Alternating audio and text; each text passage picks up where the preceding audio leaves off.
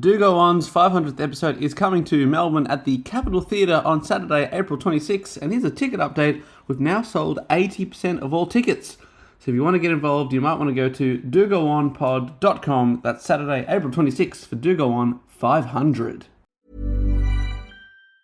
Valentine's Day is coming up, and for me, there's only one place I trust, 1-800-Flowers.com. This year, 1-800-Flowers wants to make sure you're a Valentine's hero with an exclusive offer. Double the roses for free. When you buy 1 dozen, they'll double your bouquet to 2 dozen roses. It's the perfect way to say I love you without breaking the bank. Trust me, 1-800-Flowers always delivers. To claim your Double the Roses offer, go to 1-800-Flowers.com/ACAST. That's 1-800-Flowers.com/ACAST. Katherine Johnson plotting the path for America's first astronauts. Tim Berners-Lee and Vince Cerf creating the World Wide Web. These moments changed everything. At Aviva, we spark moments of insight for our customers, helping them reimagine processes, rethink energy efficiency, and reshape entire industries, all to build a better world. Find out more at sparkyourmoments.com.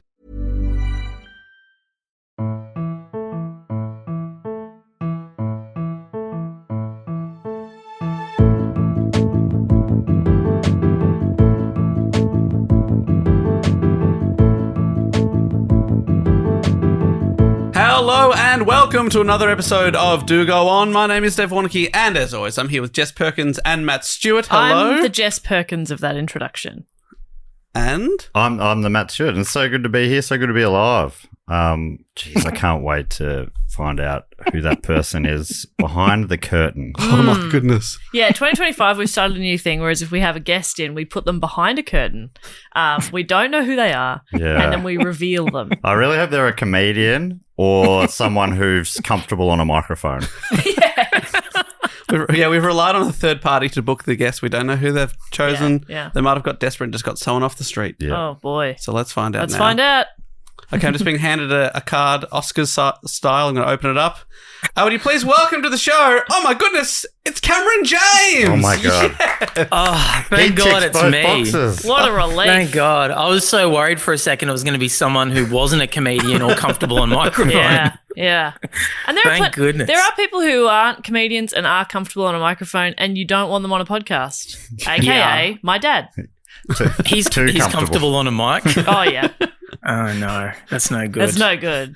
His boyfriend's name is Mike, I guess. Is that- Okay, that's really... no, That's, his son. His son's name's Mike. Yeah, That is that's true. worse. That is true, though. It is true, yes. That is true. His son's name Not his is... boy. Well, he's his boy, and I think they have a pretty good relationship. So tell me I'm wrong. There was a comment between boy and friend. It's his boy, I think, comma friend. I think we should start normalising the use of men calling their friends boyfriends. I agree. Yeah. Oh yeah, caught up with a couple of boyfriends at the pub last week. Love that. Oh, Yeah. sorry, I just got a text from my boyfriend. Hang on a second. Just seeing how his vasectomy went. Yeah. I assume that's what you boys talk about. Botched. Oh, another one botched. Oh, we did not need a photo. Oh my God. Oh, boy, that is tough to look at. It's like They took a little too much off. it's like a butterfly to sausage. Jeez Louise. It'll grow back. It'll grow back. They do, right? They Yeah. do. No, I like boyfriends. It's nice. We should start saying that more often. Yeah. Because it's like women my mum's age say girlfriends Yes. in a platonic way. Yeah, Why not men? It's our turn. Why don't we get a cute little name for our buddies? I fully agree. Let's do it now. Anyway, it's great to have you in, boyfriend. You too, boyfriend. And other boyfriend and girlfriend. I like it. Okay. Got the approval there. Yeah, I like it. All right. I think hell you can yeah. pull this off. All right, I'm going to try it. I'm going to spend the next year doing it, and then I'll tally the results, and Yeah. I'll see if people think it's good or bad by the end. And the results are just people's facial expressions, either sort of being like, oh, or like a bit of a grimace. Oh. Okay. I'm into it. Yeah. Matt, do you want to explain how this show works? Yes, Cam, you've been on a bunch of times, but in case you've forgotten, the way the show works is one of the three of us, or in this case, four of us, goes away, researches a topic, anything from history. It could be anything at all, recent or the opposite of recent. Far history is what you'd call it. Far history, yes. Far history. And then we bring back that knowledge in the form of like a high school report, maybe year 10 level. Cam often goes with a year 12 level. Yeah. And then, tells it to the rest of the class, i.e. Dave, Jess and I. And we sort of interrupt with dogshit riffs, and we're annoying to new listeners, but those listeners hang around for long enough, they start to find us charming. And they enjoy the dog shit riffs after a while, but a lot of people don't get through that barrier, but that's okay. It's a real Stockholm Syndrome sort of style we go for. Yes. This is good. I love that you just kind of explained the entire parasocial relationship as well, which is lovely. Yeah. Not enough podcasts are talking about it.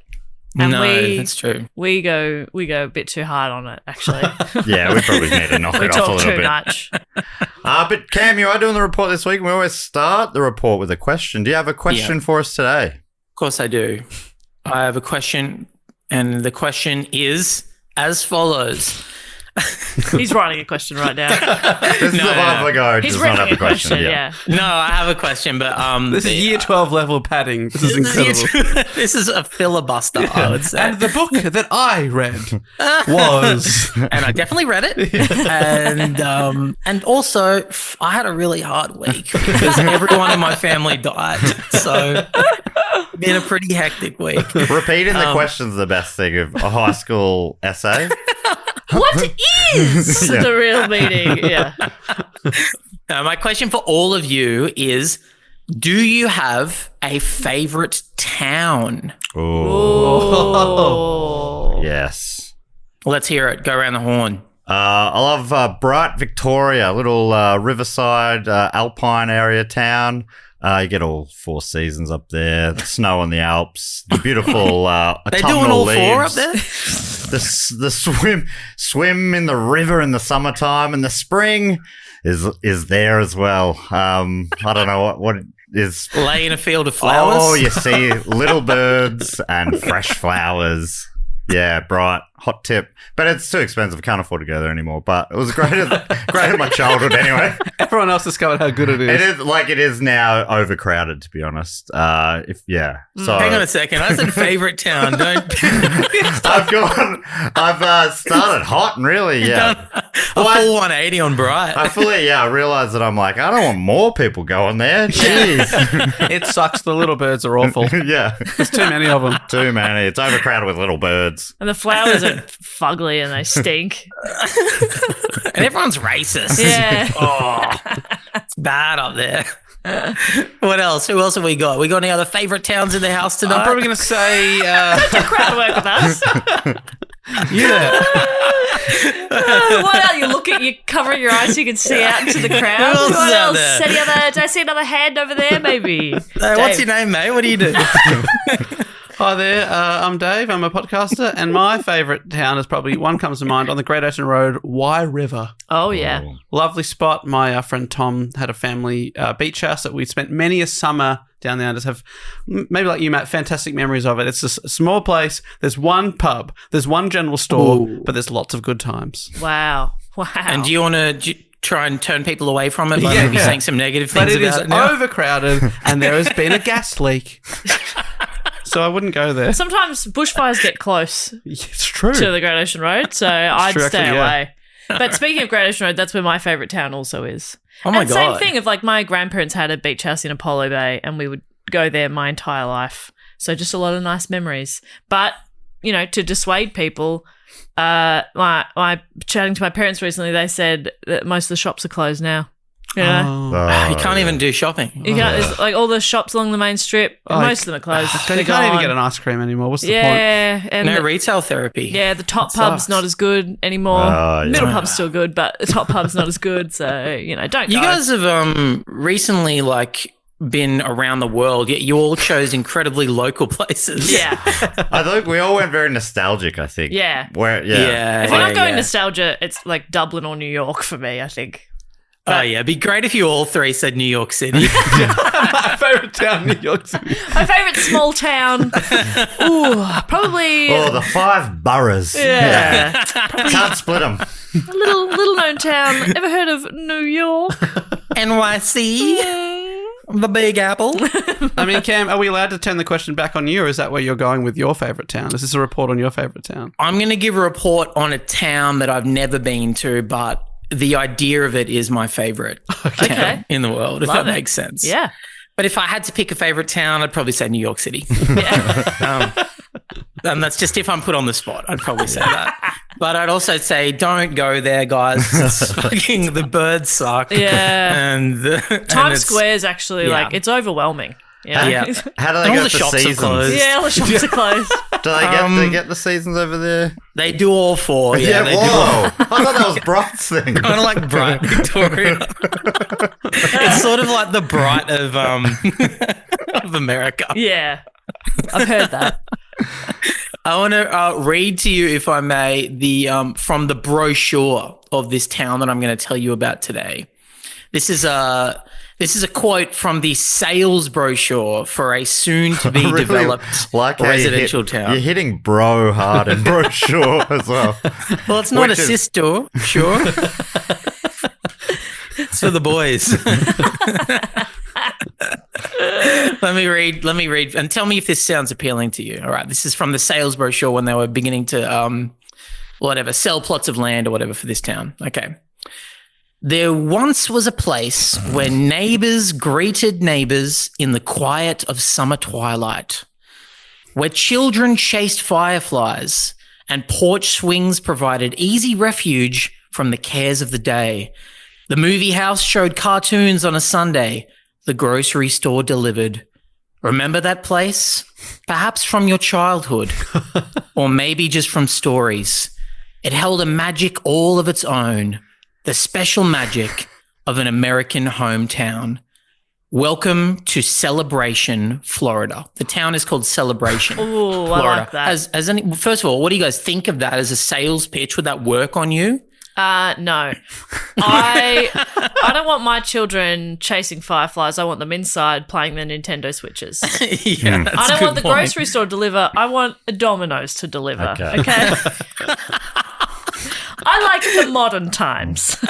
You know, like the olden times? I don't like the old I times. thought this place was a little too focused on just one season, the summer. What happened to the winter, to the spring, to the autumn? That's or true. the fall? The implications are mainly, chasing fireflies. I guess that's a summer thing, isn't it? and your neighbours only greet you at twilight in summer. Yeah. Yeah, So- you're right. It did say summer twilight. 9 months of the year, we're all just pretending the others don't exist.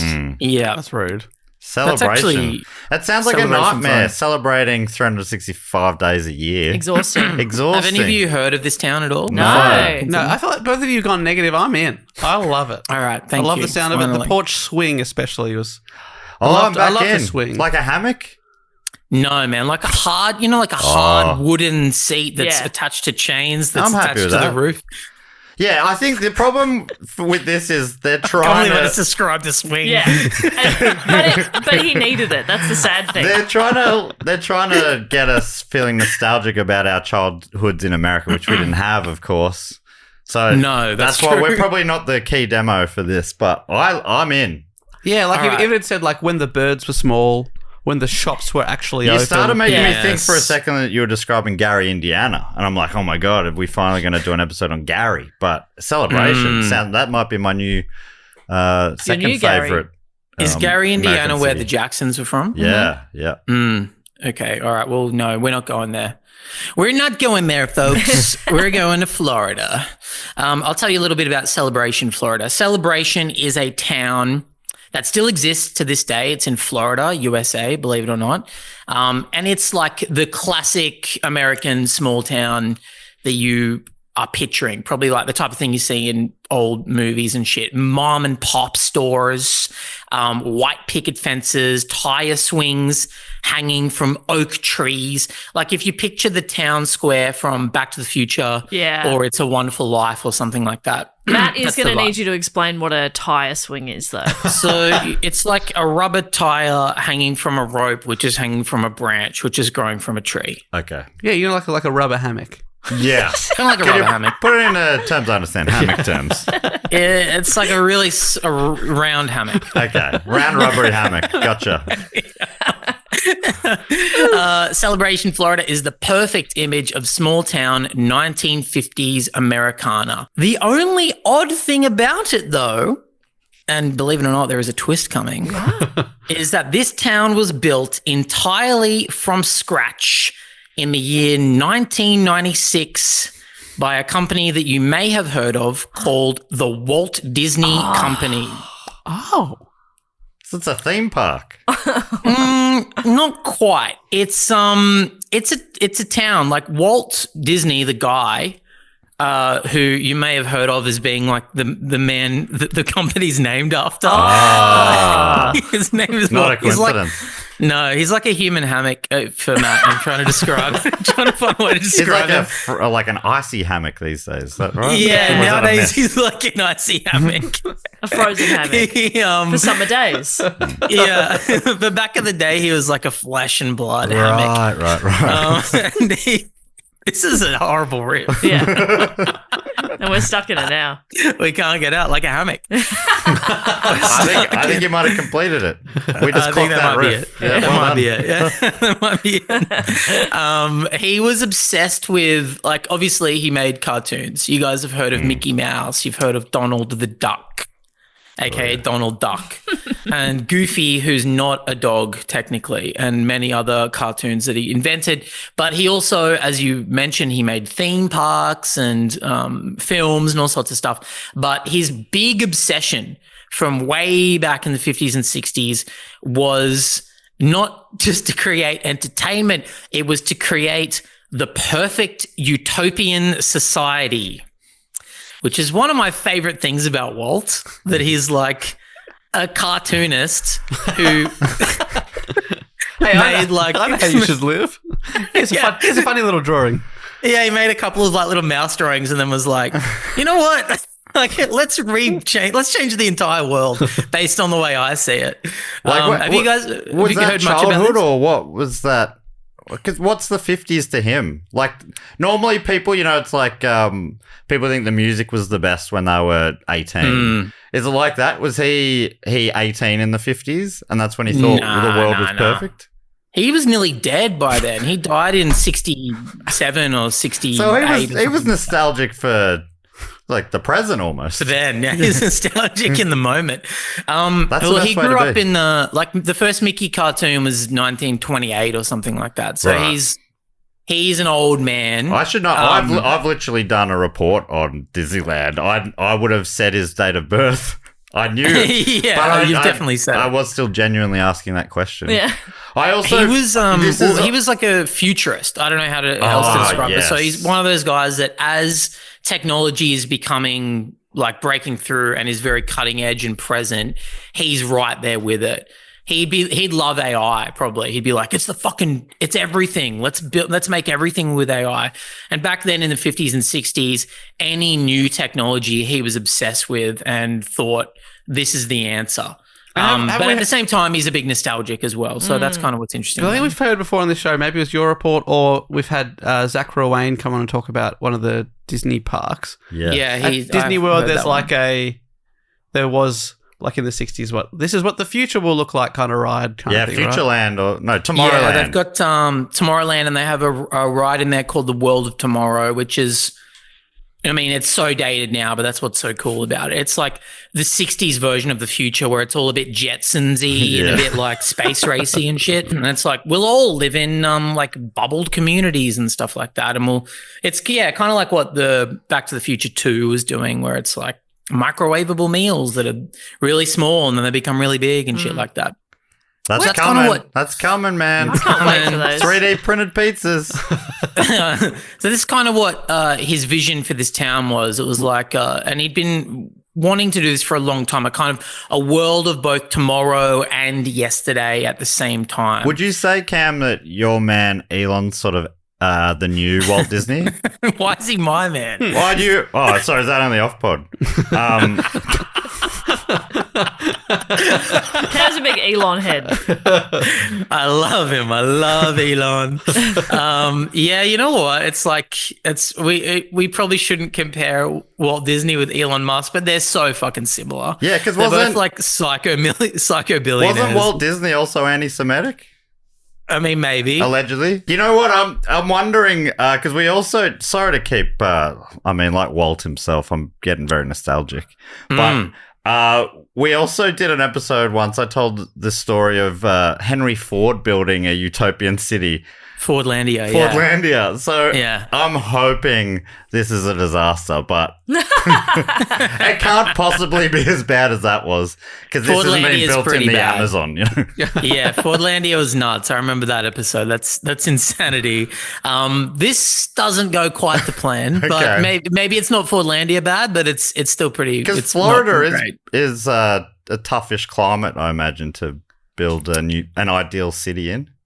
Exactly. Yeah, I know. But it was I mean, it's like a tropical climate where there's alligators every like 2 meters and shit. But it was cheap land. I'll get to that. It was very cheap land for him to get. So this is like his dream. His dream was to basically rebuild his childhood town. But it kind of takes a lot of twists and turns because, as I mentioned, he's a futurist or whatever. But anyway, this all began in the 1950s. It ends up existing in 1996, 14 years after the town is founded. So what's 14 years after 96? Anyone good at maths there? Dave. 2010. This is 2010. 2010. All right. By 2010. I actually think Dave's a bit upset that Matt got there at the same time. No, I think we were both waiting for Cam to be. We thought it was on a bit because it was quite an easy stump. No, I just I'm dumb. I was definitely holding back. We were both sort of like 2010. Cam, it's 2010. No, I'm just stupid. Sorry.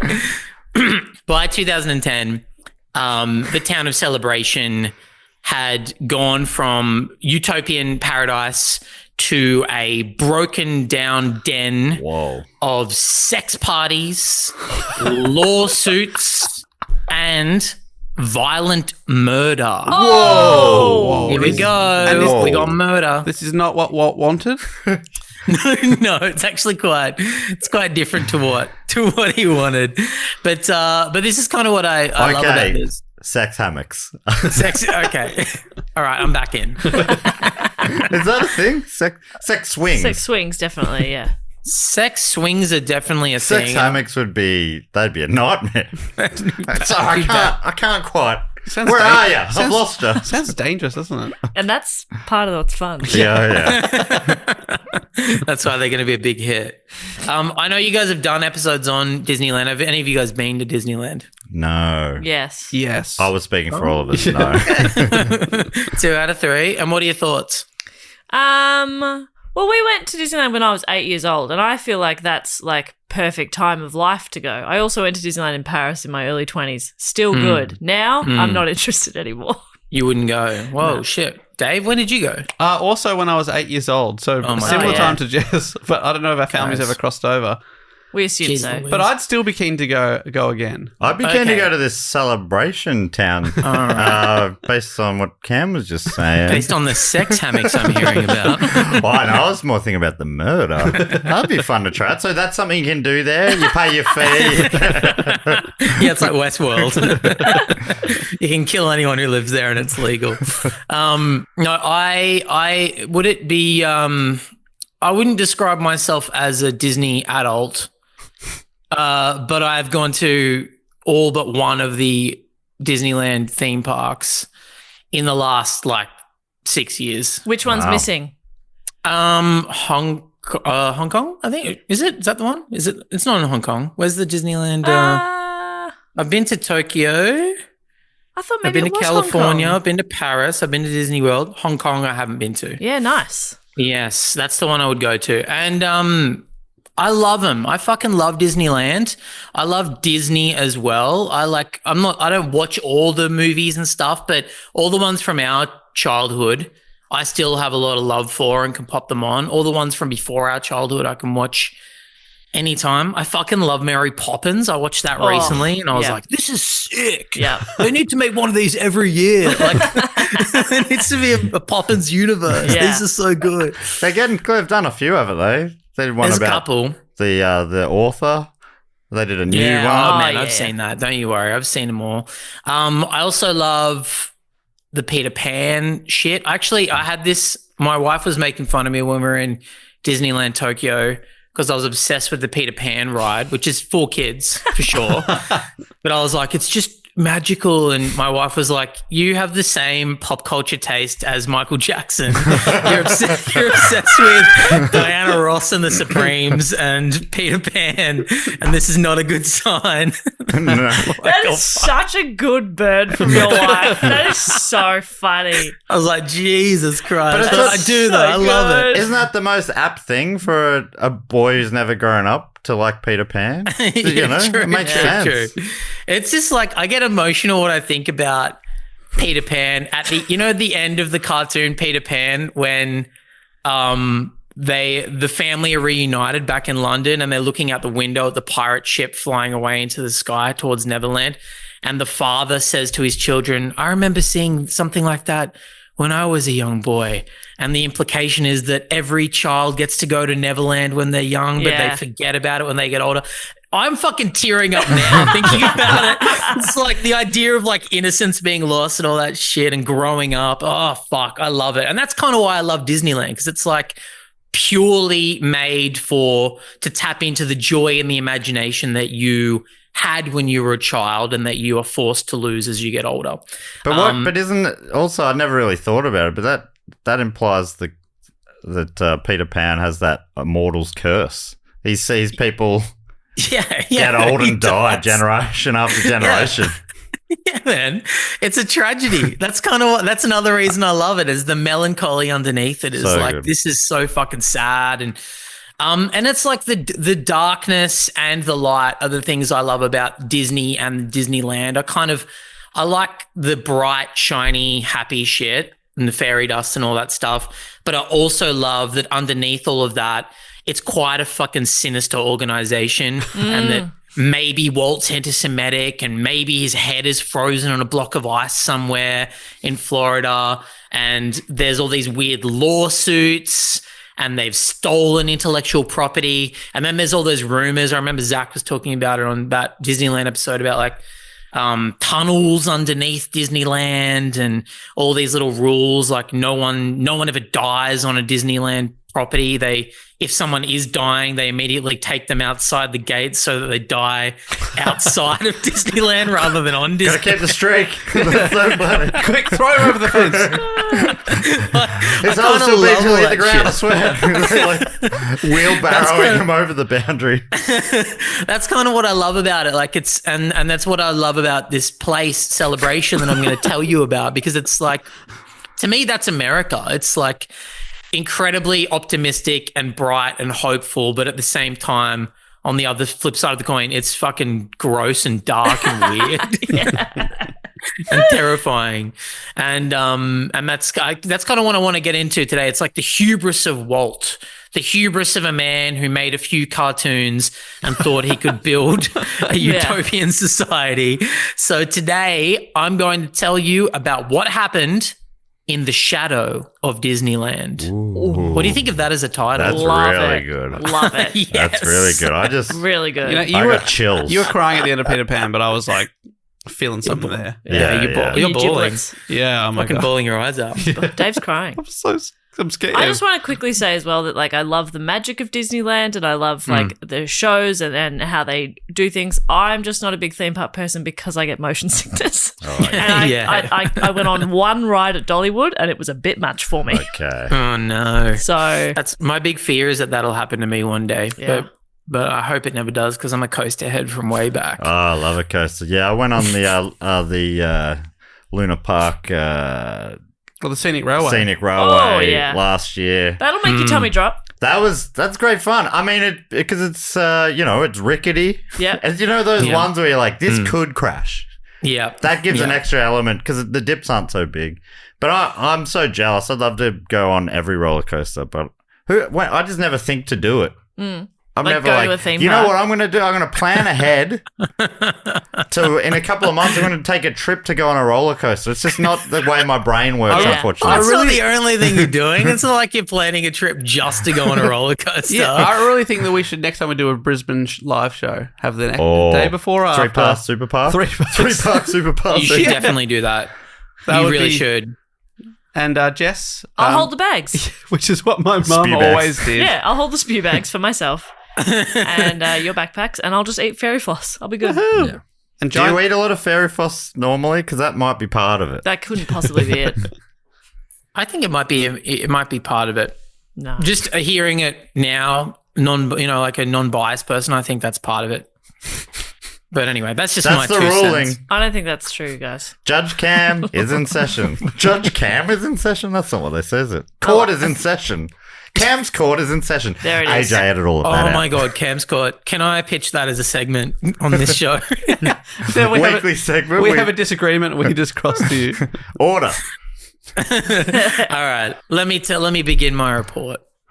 All right, so I've talked a little bit about Walt already and how he was kind of, an animation superstar. He'd won multiple Oscars by the mid-'60s. He created the theme parks. He was dominating TV. He had 2 TV shows, The Wonderful World of Disney and The Mickey Mouse Club, which had begun in the 50s. So naturally, of course, Walt set his sights on a brand new goal, which was rebuilding the world in his image. He'd always been really into industry and futurism, which I talked about earlier, cutting edge technology. And you can kind of see that in the parks. There's animatronics were a thing that they kind of pushed, and made better by their use in the parks. The ride technology is the same. But by the 60s, futurism was a full-on total obsession with him, beyond the parks, beyond the cartoons. And he got really into this real mid-century idea of urban planning. So, which is so weird. Like for a fucking cartoonist guy to be all of a sudden be like, you know what? Architecture and planning streets and shit. That's the next step for me. I guess once you've won like 10 Oscars, what else is there to do? Maybe he got a taste for it with the theme parks as well. Because isn't that like, there's like American Boulevard or whatever? Totally. USA Main Way. Street, Main USA Street, or that's it, whatever. And yeah, totally. And planning those parks was probably his gateway into being like, what if I could do this with the rest of America? It's like someone playing SimCity and being like, you know what? I'm pretty good at this. Yeah. Shit. I mean, I had probably had that exact same thought when I was playing The Sims as a kid. Like, man, maybe I could be an architect. I'll just build heaps of houses with no doors and fireplaces all around every wall. You don't want to be an architect, you want to be a serial killer. Yeah, I want to murder people. You know where you should go. I know a town. This is probably like, around the mid 50s or whatever is when he gets obsessed with urban planning and starts getting involved with like California Council and stuff like that, and starting to like plan new and better ways that they could redesign the city. I guess this is after World War II. The suburbs are starting to blow up as like a desirable place for people to live. After the war, I think a lot of people don't really want to live in the city anymore. Families are moving sort of between the country and the city. Suburbs emerge. Walt gets obsessed with the idea of the suburbs, and also he's getting older, so he's reflecting on his perfect hometown where he grew up, and he comes up with this idea for a master planned town, a place that he calls a community of tomorrow, a kind of new American city that's going to blend the sort of space race, futurism, technology heavy stuff that he loves with the nostalgia he has for his own hometown. He made a film that he then gave out to potential investors. It's called the Experimental Prototype Community of Tomorrow, aka EPCOT. And his plan was, yeah, they use it. They use that word in other Disney parks now and stuff, but this is the first time he's used the word EPCOT. And the idea of this film was to attract investors into his plan and to like give him some cash to make this community of tomorrow. The film is up on YouTube if anyone wants to watch it. You can see Walt's entire vision for the town, including like very detailed animations and blueprints. And all right. So, but like, is it like a Disney style animation? Like Mickey Mouse is like, "Hi, welcome to the future." There's like Tinkerbell. Tinkerbell's in it, and she like It starts with Walt in his office, and he's like, "Oh, hello there. I'm Walt Disney. You might have heard of me." Like he's doing this Troy McClure shit, and then Tinkerbell flies in, and he has a little chat with her. This is like an animated Tinkerbell, and then she sprinkles fairy dust. Cam. Yeah, it's not the real Tinkerbell. They couldn't get her. And then it goes into these animations that show his like visions for the town. I can tell you a bit about his visions for the community of tomorrow if you would like to hear it right now. Sure. Number one, tell me how you feel about this. No roads. There are no roads in the community of tomorrow. That sounds good. So he's just it's all public transport. And it's Pretty much. I think that's great. There's One big from one. fields of grass everywhere, parkland that connects everything. There are no roads on the surface of the town. Okay. But there are an underground network of tunnels. Cam, where we're going, will we need roads? Where we're going, we don't need roads on the surface. But we need tunnels. But we do Hundreds need of miles tunnels. of interconnected tunnels. We do need lots of interconnected tunnels that connect everyone's house to the city, but also out of town so people can leave for weekend trips and stuff like that. But So they've no just got roads on the surface. They've got to put on their mining gear. I'm picturing them like with a headlamp on, crawling through tunnels. That's They're great. like, You can get anywhere. They're like road-sized tunnels. Like you can drive under there. You're not crawling through earth. We're just crawling down the peninsula for the weekend. It'd be gorgeous. Disney says in the video, in this town, the pedestrian is king, which I like. I like it. Okay. Yes, interconnected tunnels underneath. There's also, and this is mainly for Jess, who is worried about the shops being closed. Thank you. Or not getting to the shops What in about the time.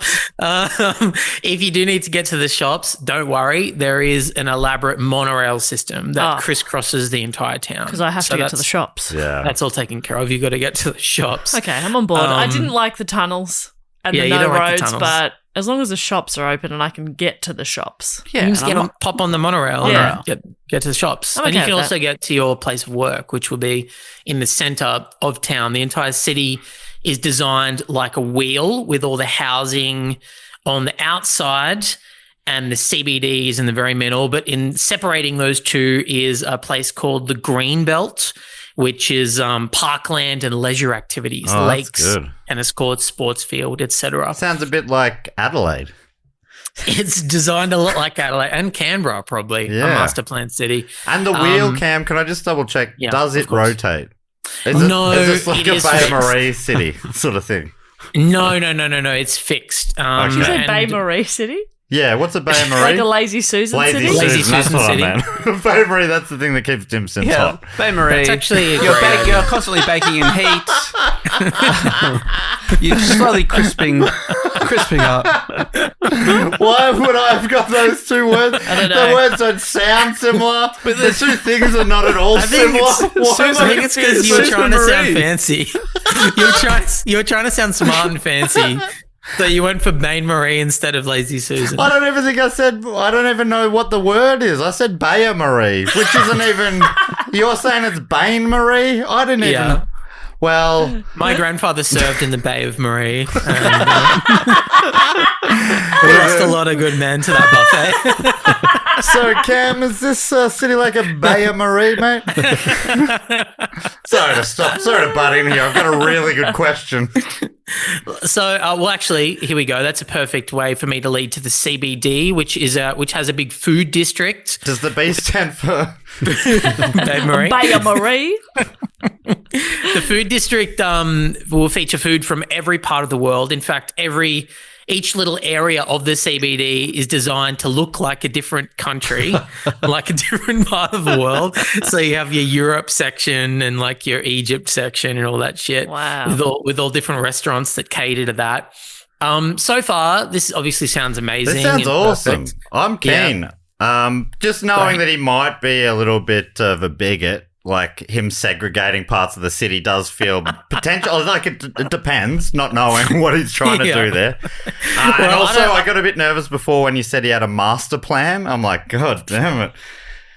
I don't want to lead you towards fascism. Okay. But I will tell you the next few details of the community of tomorrow. And if you want to draw your own comparisons, feel free.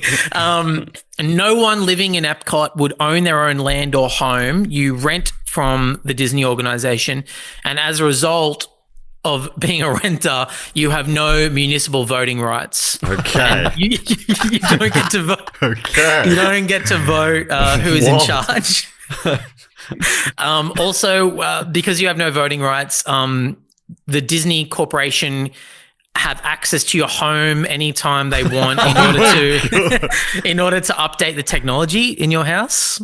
Because technology will be moving rapid, fast. Day or night. That's actually one of the best things about being a renter is like when something breaks down in my house, I just like tell the property manager. So it'd be great if be like they just come in and replace my TV with a new TV in the middle of the night. They kick down the door at 3 a.m. They pop your water bed that you're sleeping on and say, "No, we've decided there's a better bed." And I'd say, "Thank you so much." And the good thing is, Jess, you wouldn't even have to tell them because they'll be watching. I have a feeling. Yeah, they'll know. They do say in the video that there will be like speaker systems in every home so that they can communicate with you. It's this is which is awesome. Sounds like what's that author that Dave likes? 1984. 1984. It has 1984 vibes for sure. That author that Dave likes. They all have a specific. They all have a TV and a speaker system in their room where the government can watch them. I forget if it's Orson Welles, H.G. Wells, or the other Wells Fargo, whatever the other Wells one is. Which one is it? Who wrote that? George Orwell. George Orwell. It wasn't one of the there's a well that in I there. mentioned. Yeah, there's a well. There's a way. I had also already said George Orwell. Oh well, sorry, I don't listen to women. Oh well, sorry. Oh well. Oh well. Is that a thing in America that renters don't get to vote? It feels like who's on first. In Florida, renters don't get to vote. Is that true? That's wild. I mean, I don't know if that's true now, but at least it was something kind of recently. So if you live in EPCOT, okay, here's some good news. Every adult living in EPCOT will be employed by the Disney Corporation. You do what we tell you to do. Thereby preventing the formation of slums and ghettos. That's official language. And unions, I reckon. And unions, probably. No retirees. If you retire, you're kicked out. Everyone has to have a job. That's anti-Florida, isn't it? Everyone retires in Florida. Yeah. Well, not here. Okay. You'll either work at the Magic Kingdom theme park or the Central Shopping District or the Hotel Convention Center, the airport, the Welcome Center, or an industrial park, which I assume is like building fucking roller coasters and shit. As Disney says in the movie, everyone living in EPCOT will have the responsibility to maintain this living blueprint of the future. So yeah, he has this vision for a world where we're all working together, kind of in a socialist way. I assume. Feels like they're just performing a little play. Yeah, and it becomes more like that too the longer. I mean, we'll get to it. I'll give you one more detail. Truman Show sort of thing. Yeah, totally. I'll give you one more detail about the about EPCOT, and you can tell me if this like seals the deal for how you feel about this place, whether you would rent property from there, whether you'd like to live there. And I'll read directly from a transcript from the video. This entire 50 acres of city streets and buildings will be completely enclosed. In this climate-controlled environment, there's a dome. Shoppers, theatergoers, and people just out for a stroll will enjoy ideal weather conditions predicted day and night from rain, heat, cold, and humidity. So what we're saying for summer all year round. It's a dome. It's a domed city. It's actually the biodome. Sick. This sounds a little insane, Cam. Is Walt okay? Why aren't you into it? I actually do kind of like that bit. Yeah, I like the idea of nice a domed weather every day. I don't think I would want to live there, but I like the idea of a domed town you can like visit, or a domed area. Yeah, like if there was just like a domed area that we could all go to and it's fun and you go shopping and fucking eat from everywhere in the world. Fantastic. Are you describing one of like many Middle Eastern cities where it's so hot outside that everything is indoors, and like I'm also I realised I'm just describing like a shopping centre. You're describing it indoors. Yeah, I want to go somewhere where I could. I don't know, there'd be like some sort of food area that has like a variety of and it's different undercover. cuisines. But I could also see a movie if I wanted to. what sort of shape would you put the food in? Would it be circular, like a cul-de-sac or a court, sort of enclosed? Yeah, I guess so, yeah. Court's an interesting word. Cam's court. Cam's court. Order. Hey, that's what you could do there. I'd like to be protected from rain and have any kind of shop I might like. But maybe I could see a movie or play some laser tag or something. Is it? Or go to like a Supre or something like that. Is it blue sky? Like, is it clear, the dome? How do they make that work? Did he figure that technology out, or is he like hoping they could figure that out? They didn't figure it out. Okay. In the animations, it's a bubble. Like it's like exactly what you're picturing, just a glass bubble over this entire town. But then in the drawings and the blueprints, it looks more like a ceiling, which is even creepier, like a kind of flat roof over the entire town, which is gross. Like you want it to be a bubble. You don't want like a flat You don't want to be like ceiling. a casino with the sky painted on. Yeah. You'd all end up really sick from no natural light.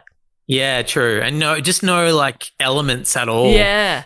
Like living in air conditioning all the time. Ugh. Everyone's got a dry throat. Yeah. So it never came to be, obviously. Walt died not long after this film was made to try and attract investors. He was diagnosed with cancer not long after they shot the film, then it came out, and then a couple of years later he passed away. But he was very serious about it. He was so serious that he bought a plot of land in Florida that is twice the size of Manhattan. Whoa. So it's like 100 square kilometers or thereabouts to house his EPCOT project. He didn't want to draw attention to I love this. This is part of the sinister shit that I love. He didn't want to draw attention to the fact that the Disney company was buying this much land. And he also knew that if people knew Disney was buying the land, they would charge more probably. So he created like 20 shell organizations with fake names to get the land piece by piece over a period of like 5 years at the cheapest rates possible, just buying from farmers and families and stuff like that. There's a big list of all the names on Wikipedia. They have names like Compass East Corporation and the Reedy Creek Ranch Corporation, Bay Lake Properties. There's a whole list of them, and almost like rubbing salt in the wounds, all those names of fake companies are now the names of fake businesses in the Disneyland Main Street America theme parks. Like when you walk down Main Street, USA Street, they're all the businesses are called like Compass East Ice Cream and whatever shit like that. Oh so my like, God. just rubbing it in. Like, look at you fucking idiots. You sold us your land. Yeah, we stole your land milk bar. yeah, exactly. So they bought all this land like over a period of years sneakily, and then once they had got all of it, they consolidated all the shell companies into one company called the Reedy Creek Improvement District Board, who act as basically a dictatorship over this entire region of Florida. And anyone who still lives there, anyone who didn't sell their land to Disney, they now live basically under the ruling of the Disney Corporation. They run the council, the fire department, the police, the hospitals, waste management. You pay your taxes to Disney if you live in this area, which is just insane. Like, it's like a privately owned almost state. Like it's bigger than New York, which is, my favorite town. Yeah. And it's quite big, your favorite town. It's quite big. Yeah. We all went for quite small, quaint towns. You went for quite a big town. Why is this as big as my favorite town, New York City? So Disney is like the government of this part of Florida. Wow. And much like the EPCOT plan, if you live there, you don't own your home, you rent it from Disney. And as I mentioned earlier, if you're a renter in Florida, you don't get voting rights. So pretty much anyone who lives there just lives under this like Mickey Mouse dictatorship. The people that do live there, and there are very few now, call it like the Mickey Mouse Vatican, basically. Like it's just you live in your own private state where you get no say. Let me see what else I've got on this. This is so surreal. It's even weirder, man. So there's like there's all these weird loopholes that Disney exploited in order to do this and in order to exist as a like small government in this part of Florida, because you can't just like be a dictatorship. It's not like a sovereign state or whatever. You still need to be voted in. You still need to have your council or your whatever voted in by the public. So if you look at this place, it's called, what did I say? It was called the Reedy Creek Improvement District. You can look that up on Wiki. And there are people that live there that are like not employed by Disney, but not many. There's like 24 residents who live in this entire big area that are not Disney employees. Wow. They're all family members of people that do work for Disney who have just been like basically bussed in, and they live in these little McMansions. There's one street that is a residential street in this area. It's called Royal Oak Court, Cam's Court. And I looked it up on Google Earth because I wanted to see what it looks like. It's just one little cul-de-sac, and there's 9 houses that are like these prefab McMansion style houses. And as I mentioned, only like 24 people live there. And they've clearly just like the cousins and aunties and uncles of whoever the head Disney executives are or whatever. And they're like, come and live here. You live in a big house. You live right next to Disney World. And your only job, basically, you get a pool, you get all this amazing amenities. Your only job is that once a year you have to vote for us to be your council again. Wow. What? Wait, you have to vote? Well, they're the only people that can vote. Oh, so it's right. just like, yeah, you live there. Your job is basically to just keep voting us in. And if they don't, I guess it all falls apart. I guess it falls apart. Yeah. I mean, that would be a cool movie to watch. Like just the one holdout on the like Disney property or whatever. Here you go. I'm voting for myself. I'm going up as and I'm going to get Bay and Marie's in everyone's house. Dude, you probably could hold out and ask for more things. Just be like, can I get a Bay Marie in the kitchen? And they'd be like, all right, but you got to fucking vote. Okay. Yeah, you probably could. So there's Can only we call 24 these people Mickey Mansions? I don't know that anything. Doesn't matter. That's something. Is that someone? That's I thought of definitely it something. before, and then I thought I'd say it now. Well, better late than never, I reckon. This slight lag is really killing me, Cam. Sorry, man. I've got quips to interrupt you with. I'm sorry. I will shut the fuck up for a bit, I promise. All right. Oh, wait, before I do, I was just thinking, aren't you about to do a tour? I am. Wait, what's the go with that? What do you mean, what's the go with it? What's the show called? I forget.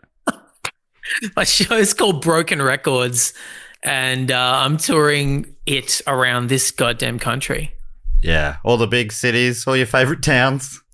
I'm doing all my favorite towns. Not New York though, but all my other favorite towns like Sydney and Melbourne and Brisbane and Canberra and Newcastle and Perth, Hometown and show. Adelaide and Hobart and Launceston. Oh, sick.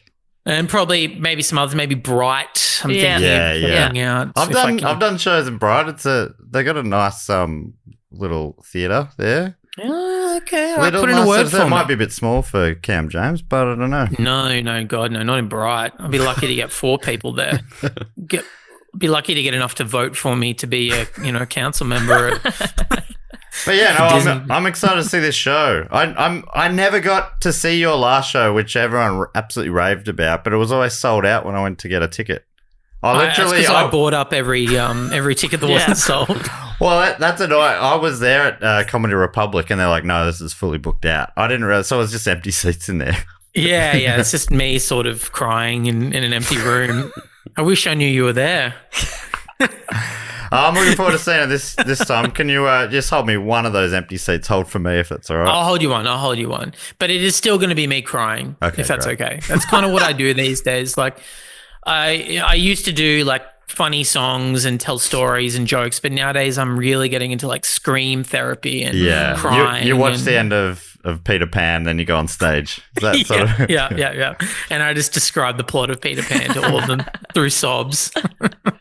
Hey, Cam, you'd probably be interested in this. Me and Dave are also doing shows. Come on, are you kidding me? Yeah. Oh, yeah, That's amazing. Tell me about it. Tell me more about it. Hitting up some towns. Yeah. Where are you going? Well, no, I don't think I'm going to, at this stage, I think I'm booked in for Adelaide, Melbourne, Brisbane. But I'm sure I'll be going to Sydney. I'm sure I'll be going to Perth. Yeah, show your face. I would like to be going to Hobart. And Bright, if you're listening, Mayor of Bright. And we know you are. Get on the blower. My show's called Bad Boy, which I think is pretty apt. Yeah. Dave, what's yours again? My show's Dave Warnocky Dates the Entire Audience Part 2. Me and Sammy Peterson in an interactive, fun little show going to Melbourne, Sydney, and Adelaide. And we're also doing our 500th episode coming up, Cam James. Can you believe that? Live at the Capitol Theatre in Melbourne. Yeah. I actually don't. I don't believe it. It's true. No, I think I'm being lied to. Cam. I think you're telling me lies. We're not. Why would we? Telling me sweet little lies. No, we're not. What is it, April 26th? That's right, big Saturday night show. Can't wait for that. Almost only 25 days after April 1st, April Fool's Day. Yeah. I think it's a joke. I think it's a prank. You've got 30 days after April Fool's Day to pull off a big prank. I think so. That's the rule. It's April Fool's month. That's how I celebrate in my family. It's just how I was raised. This podcast is brought to you by Squarespace, the all-in-one website platform to help you stand out and succeed online. Whether it's your first ever website or your business is expanding, Squarespace makes it easy to create a beautiful website and engage with your audience. Now, Squarespace makes it easy to connect your social and multimedia accounts to your website in just a few clicks. Sellers can also sync their product catalog directly with Instagram, Facebook, YouTube, and Google to make it even easier for customers to make a purchase. I believe they call that synergy. Oh, that's beautiful, Dave. Squarespace makes it easy to sell access to content as well on your website, like online courses or blogs, videos, even memberships.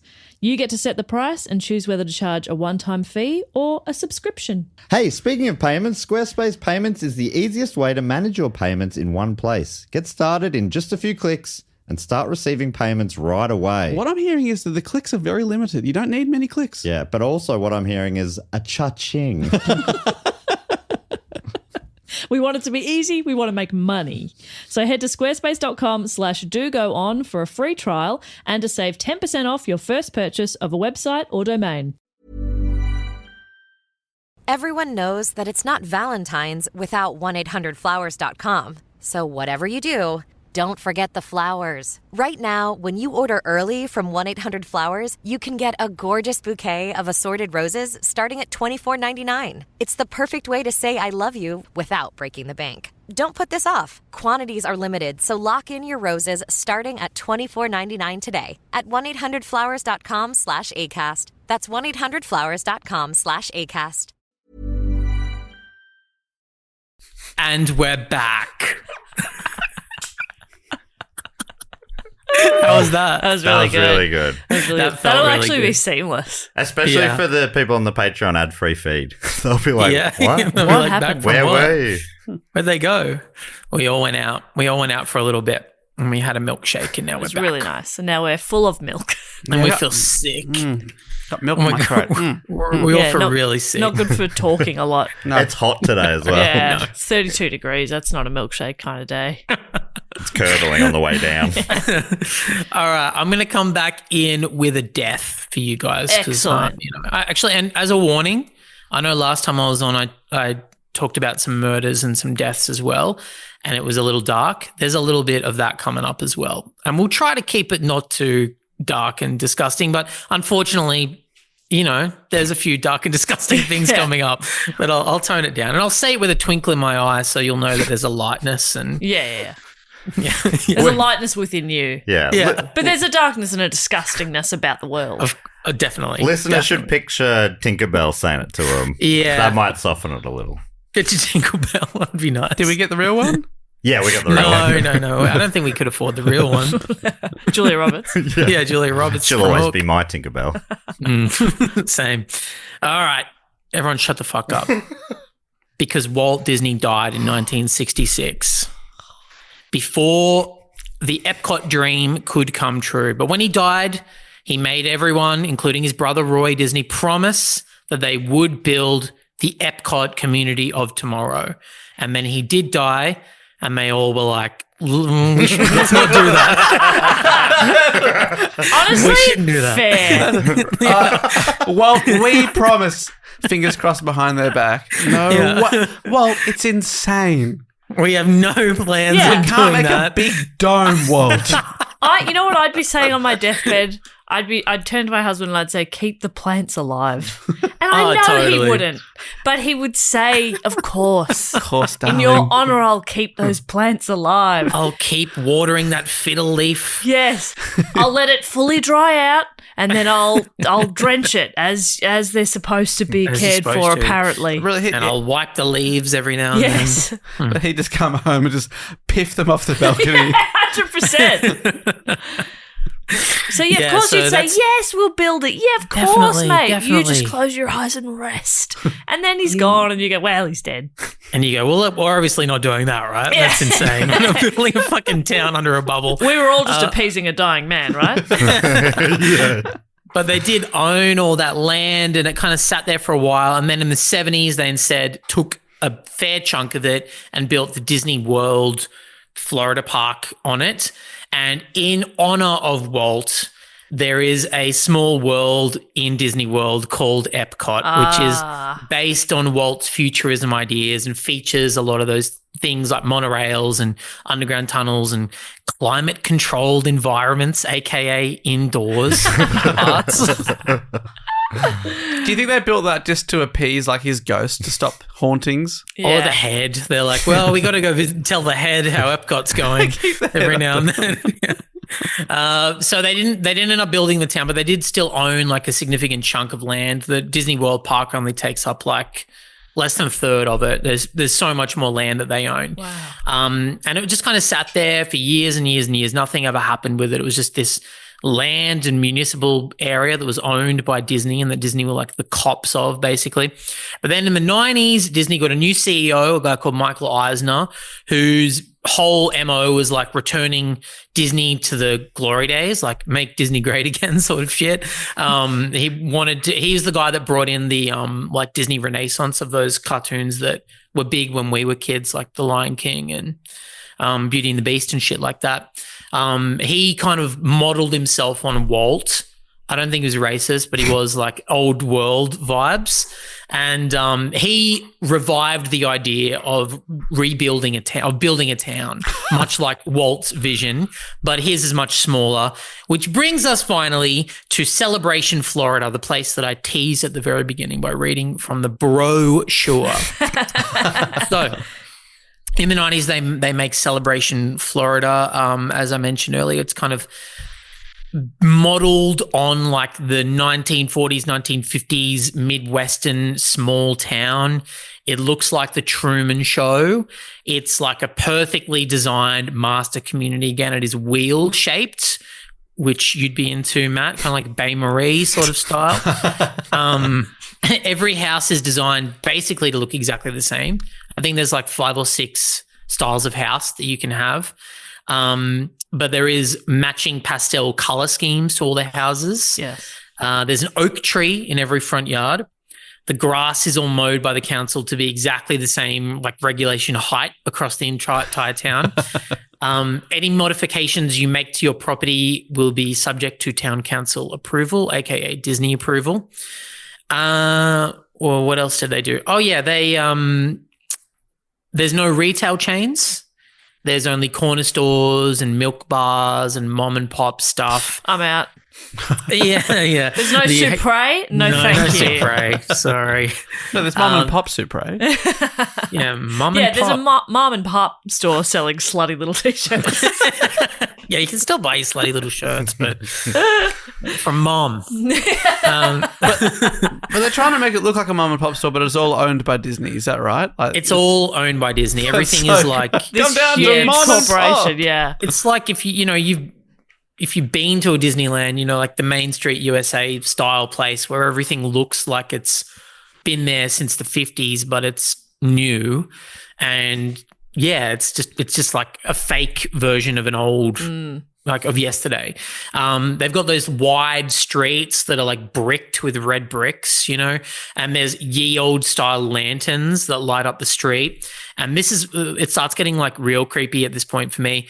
There's music, like 1940s music that plays on a constant loop throughout the town. No. Oh my gosh. And you're going to hate this as well. During the holidays, fake snow shoots out of cannons on the rooftops to make it look like it's snowing, and Christmas carols play from hidden speakers that are hidden in trees and bushes all around the town. Yeah, it's too theme park. It's basically a theme park. But you're living in it, so you can't escape, because you can leave a theme park. Yeah, you get to go home at the end of the day. Yeah, well, this is your home. You live in the theme park, basically. It became available to buy or like rent land in, like it became open to the public in 1995, and it was so huge. Like they put out that brochure thing that I read from earlier, and advertising everywhere, and just thousands and thousands of people from all around America were like scrabbling to join this small community. Now, in order to make sure that their town wasn't just going to be white people, they wanted it to be ethnically diverse. Well, but that's not. I don't think that's true to what Walt wanted. Well, we don't know for sure. Oh, God. I saw both Matt and Dave looked nervous when I started talking. Oh, what's she going to say here? What's she Not going at to say all. here? No, that's totally right. And a lot of the people who, whether consciously or subconsciously, when they are going, I dream of living in the 1950s, they're thinking of town of only white people. Yeah. So I think all these thousands of people go and they go, whoa. Whoa. I thought we were talking about the 1950s here.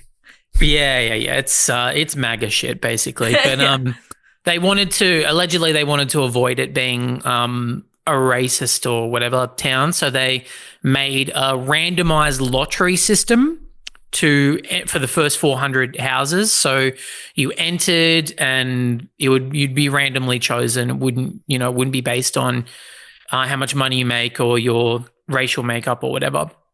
So they did this random lottery, and 95% of the winners were white and Christian. So Really? So I don't know how random. It was a random lottery, guys. What but are the but chances? if 95% of the people applying are white and Christian, then geez, Louise. But like Yeah. 100% they're the people who are going to be attracted to Yes. Yeah. getting in a time machine of the 1950s. Yeah, totally, exactly. That's really what it is. They're like, 'cause it's not will like- there be a clan set up already, or do we have to start our own? Is it BYO clan? and the hoods come in pastel colors. Yeah, you match your house. It's very cute. Yeah, so obviously that's really what it's catered for, because it's like based on one white guy's memory of his childhood. Yeah. basically. So of course it's like, yeah, I want to live there as well. It's going to not appeal like- to people just like him. Yeah, exactly. Yeah. Pretty much. So for the first few years that the town is open, it's popular. People seem to like it. It's all massive Disney fans, obviously, that are there. It's not normal people. It's like people that want to live in Disneyland. So they're all pretty happy. But, 3 or 4 years into the town existing, the cracks begin to emerge. So I'll bullet pointed the cracks here for you. The cost of living was 60% higher than the rest of Florida. So that was beginning to be a strain on people financially. The buildings in town were starting to fall apart because they weren't really built by real construction companies. They were built by people that make fucking theme parks. So they're not really designed to actually be like lived and worked in. And No, it all looks great, but it's just like falling apart on the outside. God. Yeah. They're like, what's insulation? What's that? You don't need it. This is climate controlled. And also because there's no like real government, because this is in a part of Florida where Disney is the government. There's no building inspectors and stuff and like odes that need to be kept up. So the buildings start to fall down and start to get shoddy and people are getting injured. And so the townsfolk like band together and try to file lawsuits against Disney for a lack of building maintenance. But none of that is going ahead because like Disney are the government as well. So they can say like, fuck you. How frustrating that would be. I still can't get my head around it though. Why wouldn't Disney want to make it a good place to live? No, I think Disney short of cash? It's just too much work. Like they're just all of a sudden they're like running a town, and this is way too much for them. You know, dealing with real people like 24 hours a day. Because they like the idea of it, but they can't. They don't want to spend too much time because it doesn't sound like it wouldn't be like a multi-billion-dollar moneymaker like the theme parks or the movies. They're losing money on it actually because they're like it's full of really great technology. All the schools. This is in the 90s, like 96, 97. All the schools have. Every kid gets a Macintosh computer and shit like that. Like it's really like a lot of money is being spent on the education and the hospitals and all that stuff. So they're just losing cash. Wow. What kind of subjects are they doing? Is it like Mickey Mouse is like a period 3? History of Mickey. It's so weird. Pocahontas. My grandpa, the Disney version. Like, is that? My grandpa described my arts degree as a Mickey Mouse degree when I got into it. Doing a Mickey Mouse degree. Yeah. There's a huge alligator population. Whoa. Because it was built on previously unlivable swampland. So there's heaps of animal control issues involving like alligators getting into people's houses and the school and stuff like that. So that's a problem as well. Oh, I love this one. There's a man-made pond in the middle of the town, kind of like in Back to the Future 2, where there's that big pond in the middle of the town square. That becomes informally known as Death Pond because of a high number of car crashes directly into the pond. They really shouldn't have built a ramp next to it. Well, don't they know they don't work on water? Cars don't work on water. And also, like, people started to go a bit mad because rumors were like, no one knew who to trust in this town because people started spreading rumors, and I don't know how much of this is true, that every hospitality worker and retail worker was secretly like a Disneyland cast member, like playing a character of a hospitality worker. So no one really knew who to trust. They're like, is this a real guy, or are you playing a character right now? I talk to this guy every morning. He makes my latte. And I don't even know if Jerry's his real name. Yeah, exactly. Same for doctors and psychiatrists. I asked Jerry to be my best man. But I don't even think I know the guy. It's full Truman Show shit. Yeah. He's wearing a goofy costume as well. Yeah. I don't know. Is that really him? Is he a dog-like person or what? You're right. Psychiatrist, gynecologist. It's the same guy. I went on a Reddit forum a while ago for someone who was like, I lived in Celebration, Florida in the 2000s, AMA. And all the questions were like, was there just like Disney characters walking around your town? She's like, no, it was like a real town. Like everything was real or whatever. And then she started posting photos of it, and it's like fully just looks like a theme park. Yeah. Like, it's so weird. But yeah, they didn't go so far as having like Mickey Mouse teaching at the school or whatever. But still, people were freaked out. Like people, I guess after a few years, the novelty's starting to wear off, and everyone's kind of like, what the fuck is this place? Like, what? We live here and we barely know anyone. It's super weird. And it's like falling apart. Falling apart. It's like a prefab place. Doesn't feel real. And like there's fake snow, shaving cream falling from the sky. Do they have people boiling hot? Do they have people clean that up, or every year they just add more shaving cream? I guess it like to the pile.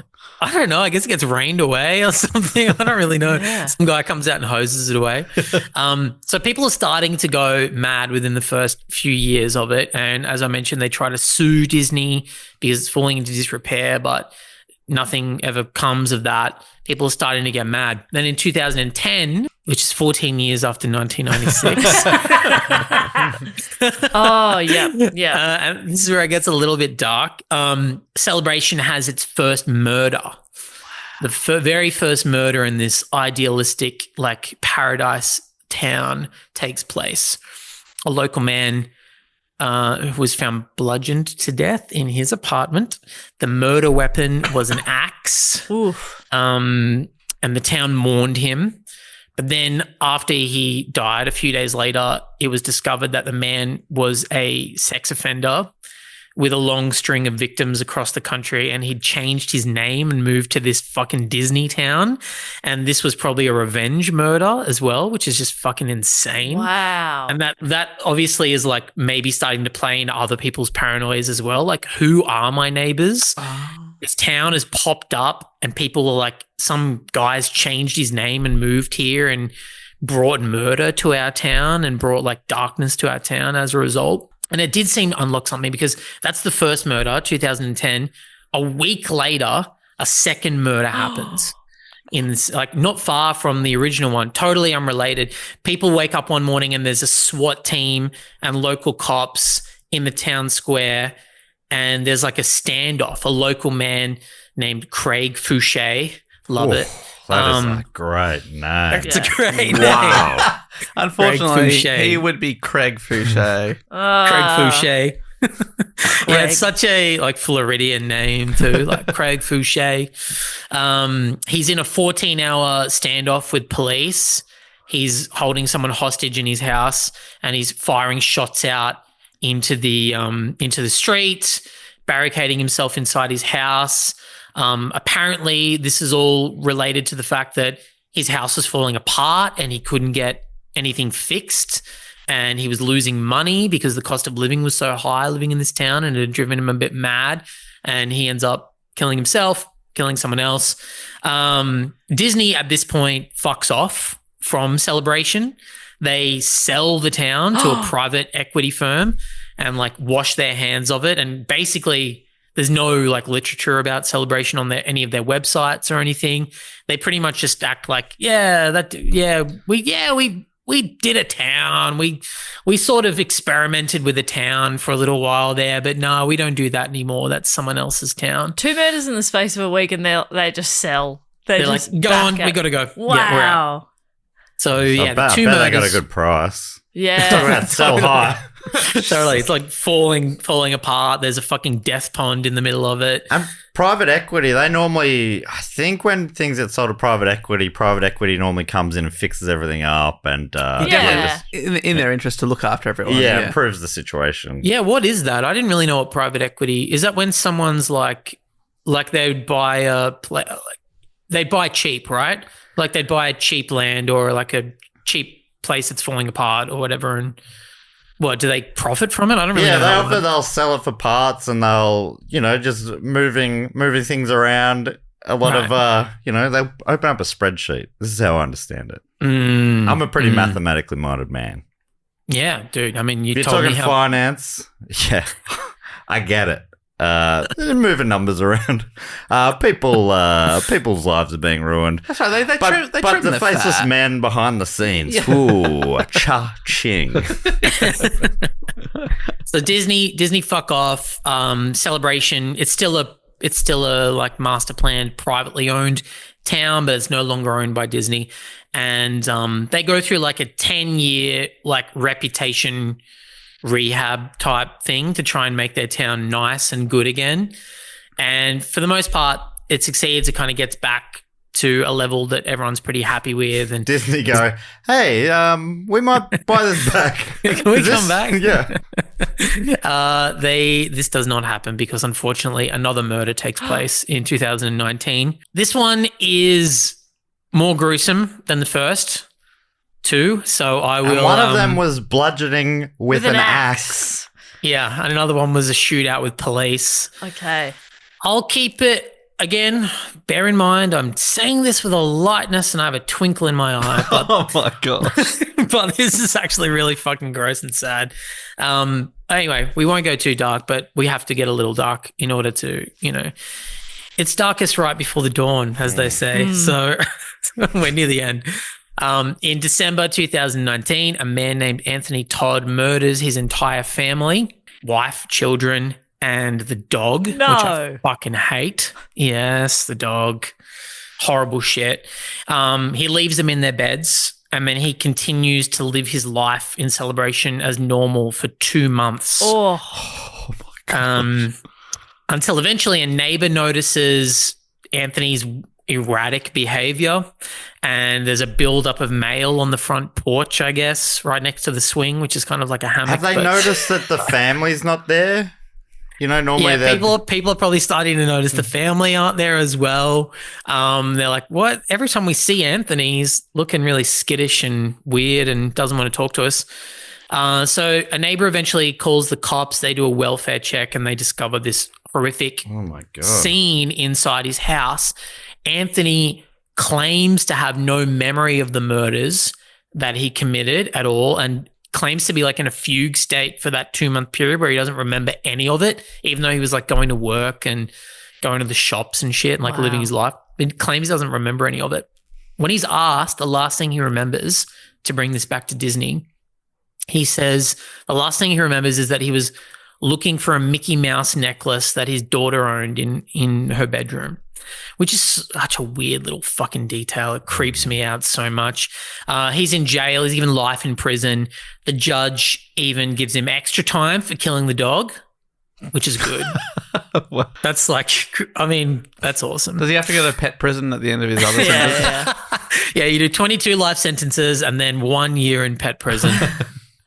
There's no clear motive either. Like, this guy has a Wikipedia page as well. There's no clear motive.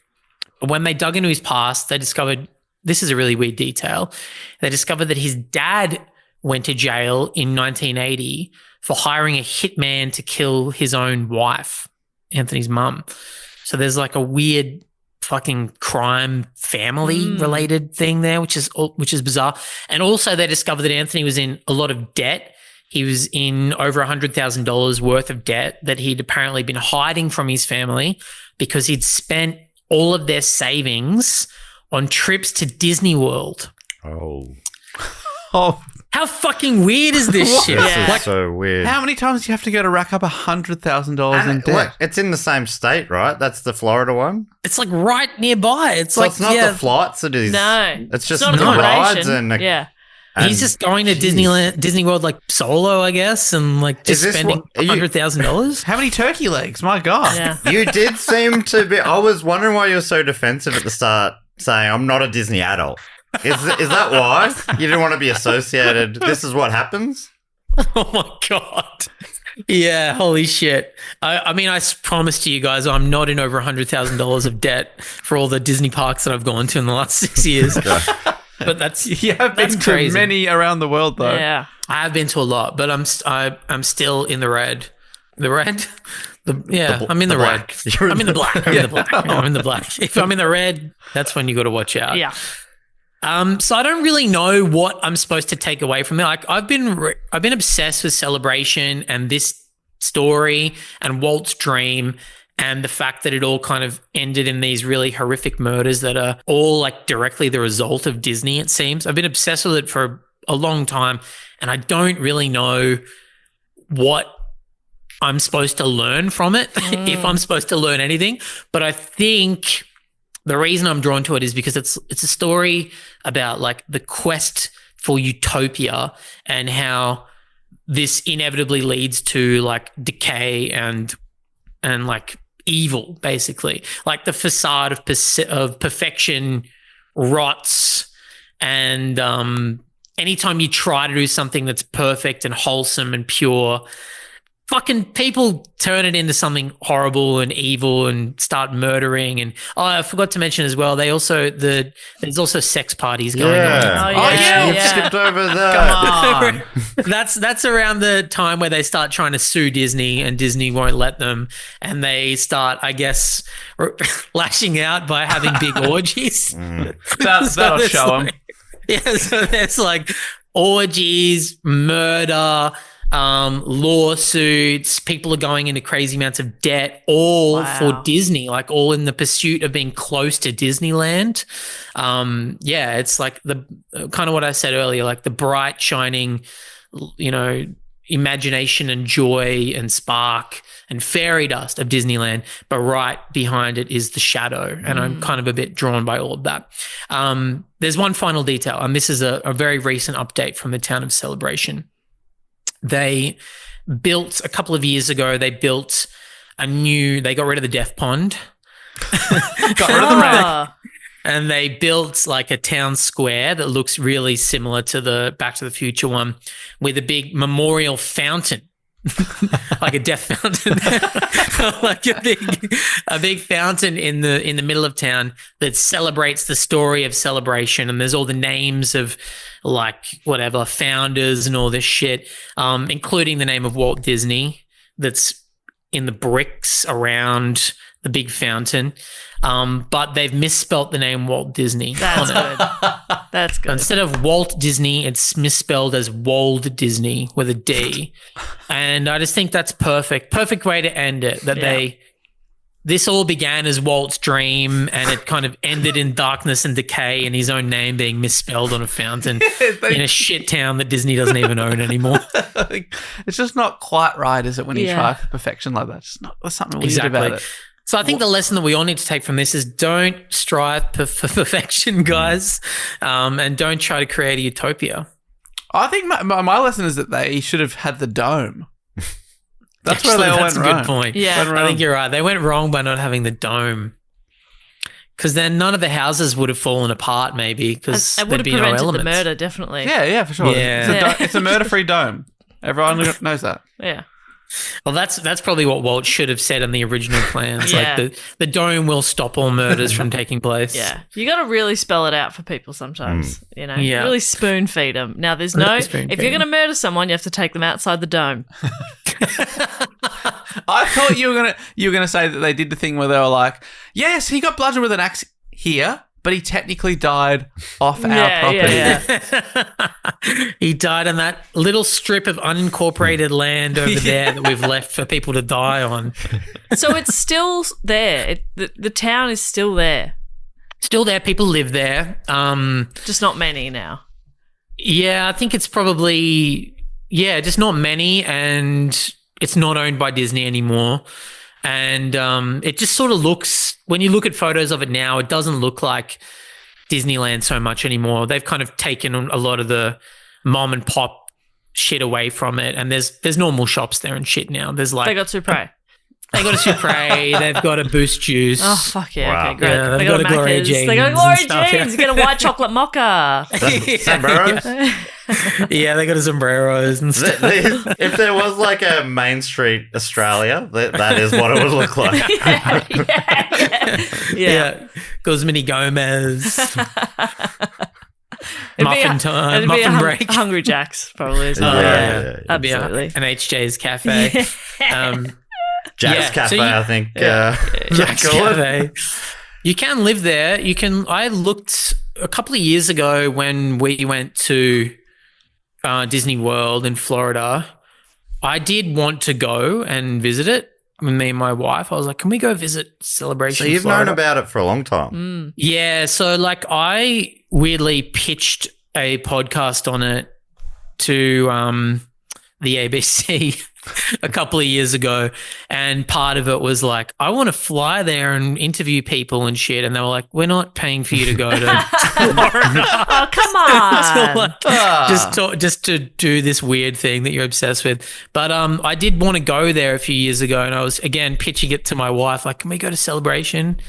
And she was like, well, no. I mean, like, why? We're here for like 2 days, and you want to spend one of those days in a shit small town that's not far from here. Man, next So time I never got to go. make it a boyfriend trip, and I'll definitely come to Celebration with you. We'll do a boyfriend trip, man.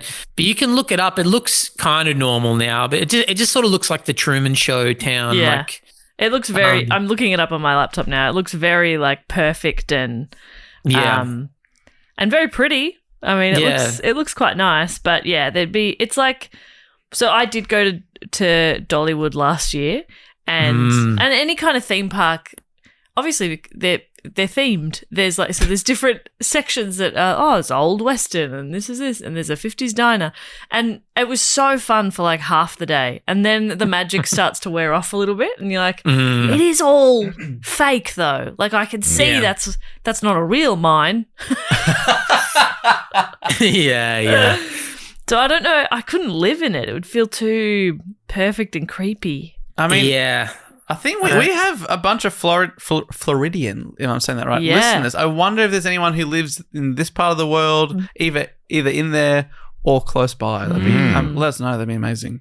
I'd love to talk to someone who lives there as well. Yeah. And I'd love for the ABC to pay for me to fly over there and have a chat with you if possible. And I also want to know if they ever fixed the misspelling in Walt Disney's name. So if anyone who's from there can go and take a photo of it, that would be nice. Walt Disney. Walt. It's such a famous name. How do you not? Yeah. I'm having a look at it on the maps. It's near a place called ESPN Wide World of Sports. There's like a whole area that's ESPN. What is this area in Florida that just like corporations have made little towns? That's really weird. What? Hang on, there's a town called ESPN? Well, it looks like it just looks like this whole chunk of an area right across the highway from Celebration. And it's yeah. Did Disney in Bay Lake, ESPN? Florida. Yeah, they do. Oh, okay. There you go. Yeah. So this whole area is just fucking Disney, basically. There's Star Wars Launch Bay. Yeah. Awesome. Stinky Dog Dash? What the hell is that? Oh, Slinky Dog. Okay. Yeah, I think you're just looking at Disney World. I might be. At this point, yeah, you are just looking at rides, I think. Oh my God, there's a town called Splash Mountain. Oh my God. What's so this? It is really, it's right there then. Is that right? Hopefully they got discounted tickets or like a lifetime pass or something. Yes. Well, then that guy was in debt. Yeah, true. So. Yeah, that was the turkey legs. Yeah, it doesn't cover turkey legs or giant pickles. You have to pay for those yourself. And if you want to use Fast Pass, yes, you do have to pay for that as well. Yeah. Okay. Bizarre, fucking crazy. So that's the story of Celebration, Florida, and someday I'd like to go there. I had never heard of Celebration, Florida. Neither. And I loved that story so much. That was fascinating, Cam. It's crazy. How could you think that's a good idea?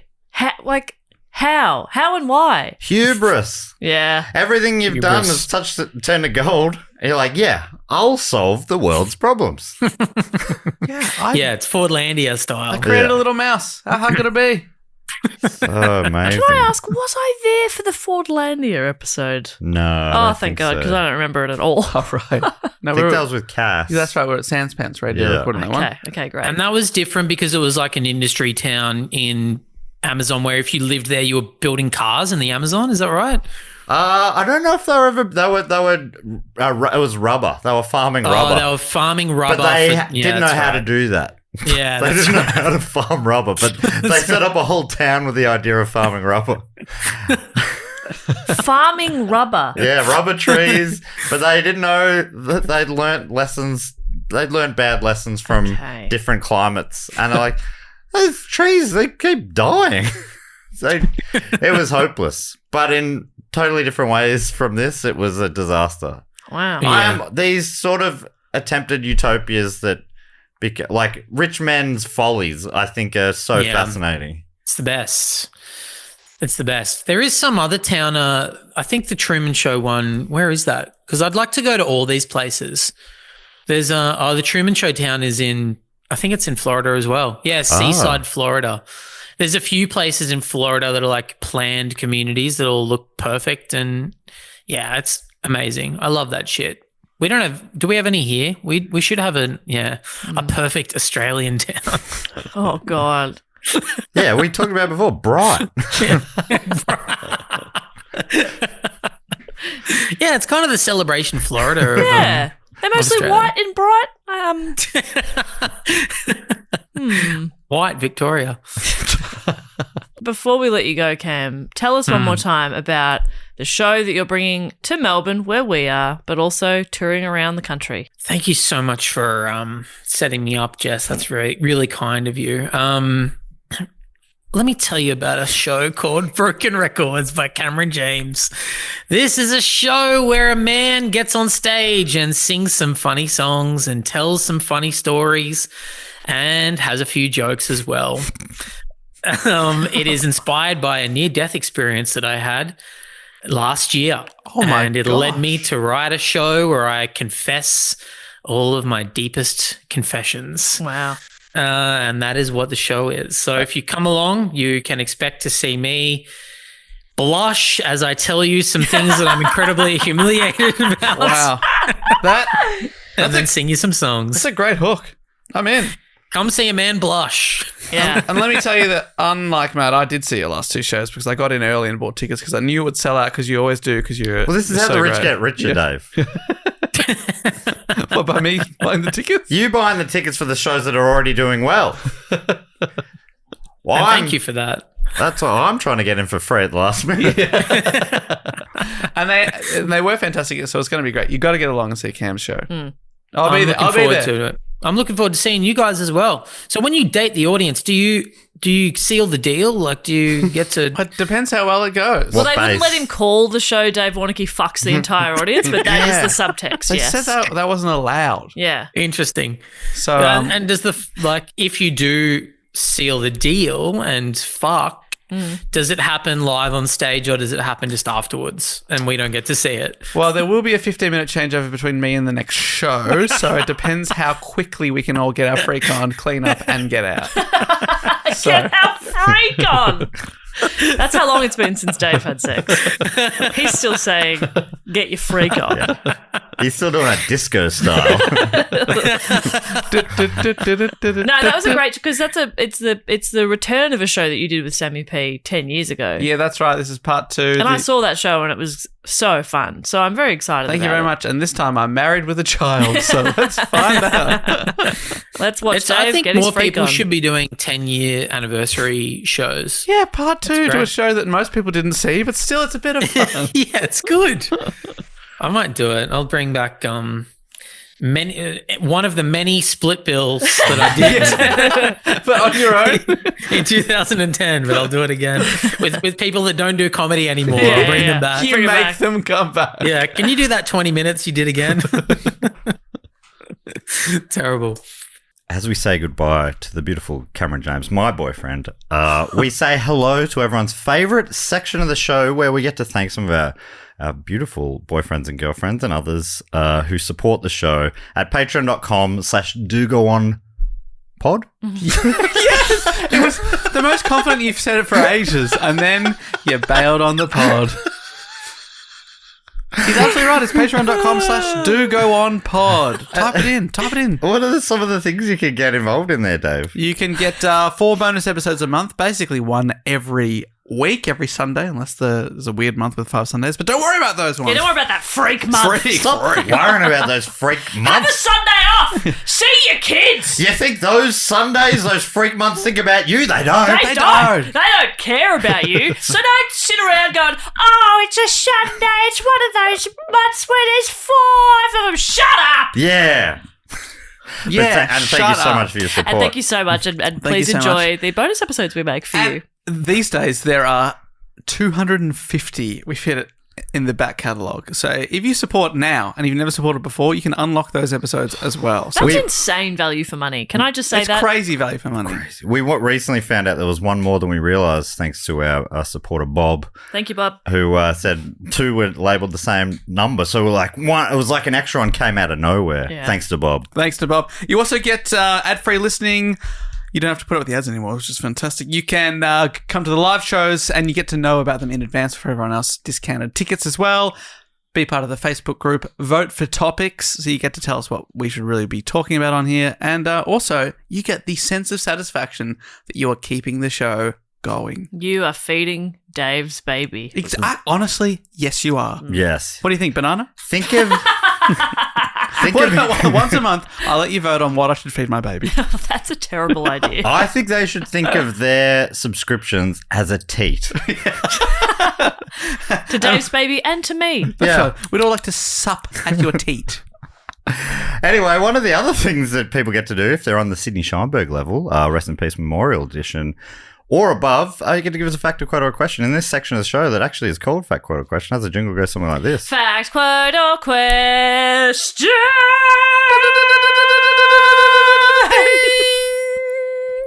Oh my God, that was really beautiful. I've been taking singing lessons in secret. Really? No, I'm just naturally that good. I don't normally say this about what we do, but that was art. Yeah. It's was. taken us 80 something episodes, but we finally made art. It's hard to come back from that now. We'll have to do that every week. Fuck. We'll forget. Almost definitely. So if you're on the Sydney Scheinberg level, rest in peace Memorial Edition, or above, you get to give us a fact, a quote, or a question, or a brag, or a suggestion, or really whatever you like, and then I read them out on the show first time. I haven't read them out before, so please don't make me say anything weird. AJ will edit it out, I'm sure. that's right. He'll look after me. Yeah, AJ looks after you. In the edits, I'm pretty sure he does, although feedback does say that he often leaves in me asking things to be edited out. Anyway, this one, first up, comes from Isabel McTeer. And you also get to give yourself a title in here. And Isabel's title is Captain Coffee, American Division. Really like that. And I think this might be the first time we've had a subcategory of definitions. Ooh, I like that. Yeah. So- I'm intrigued at least. I like to learn It's true. and immediately forget. And that's my strength on this podcast.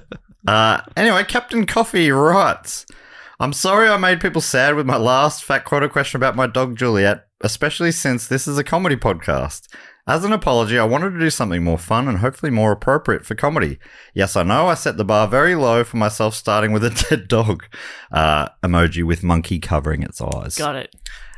No apology required. None Can at I just all. say that you can use this for whatever you like? You can Yeah. get real in this section. Yeah. Of course you can. We are all about being vulnerable in the space and being your true authentic self. You can do whatever you like. And we'd be lying if we said that dogs didn't die in the reports as well. So Yeah, Yes. yeah. We're aware of death. We're aware of dogs. Yes. My dog won't ever die, but I've heard that others do. Oh, man, I thought Penny would never die. I was Jesus. I fully believed it. I'm Yeah. like, this is a street cat Yeah. that it just doesn't die. But a passing car had other thoughts. That is dark humor, I That's would say. dark humor. But that's right what, I mean, I'm... That's an actual example of dark humor, not what my dad calls dark humor, which is just racism. Oh, my God. Okay. different definition. I still see Penny out the corner of my eye around the place. No. Yeah. Anyway, Sorry, Captain Coffee. You were trying to change it from dead pets, and we brought it back to dead pets. I apologize. But Penny was a really great cat. Great. I liked that cat a lot. Just give me little licks. Yeah. Cat tongues feel like sandpaper. Yeah. But also kind of nice. I know, it's interesting, So nice. isn't it? So Captain Coffee goes on, Isabel. When I was in high school, a very common trend was to look up our friends' names on urbandictionary.com. And whenever we got to go to the computer lab for the young'uns, we used to have rooms of computers because we didn't have internet on our phones. Those were just bricks. I wonder what they do with those classrooms now. What is that now? Because we Yeah. had computer rooms, Of course, you get the computer lab. but now every student has a laptop with them. Yeah, bloody back in my day, we had to bring in the bloody 4-pack of floppy disks. Yeah, why not? That's true. That is true. Yeah, I remember having to bring the discs. Yep. In primary school, we had hard discs, which were the ones that were actually floppy, ironically. Confusing. Anyway. That was obviously last century. Yes. At least.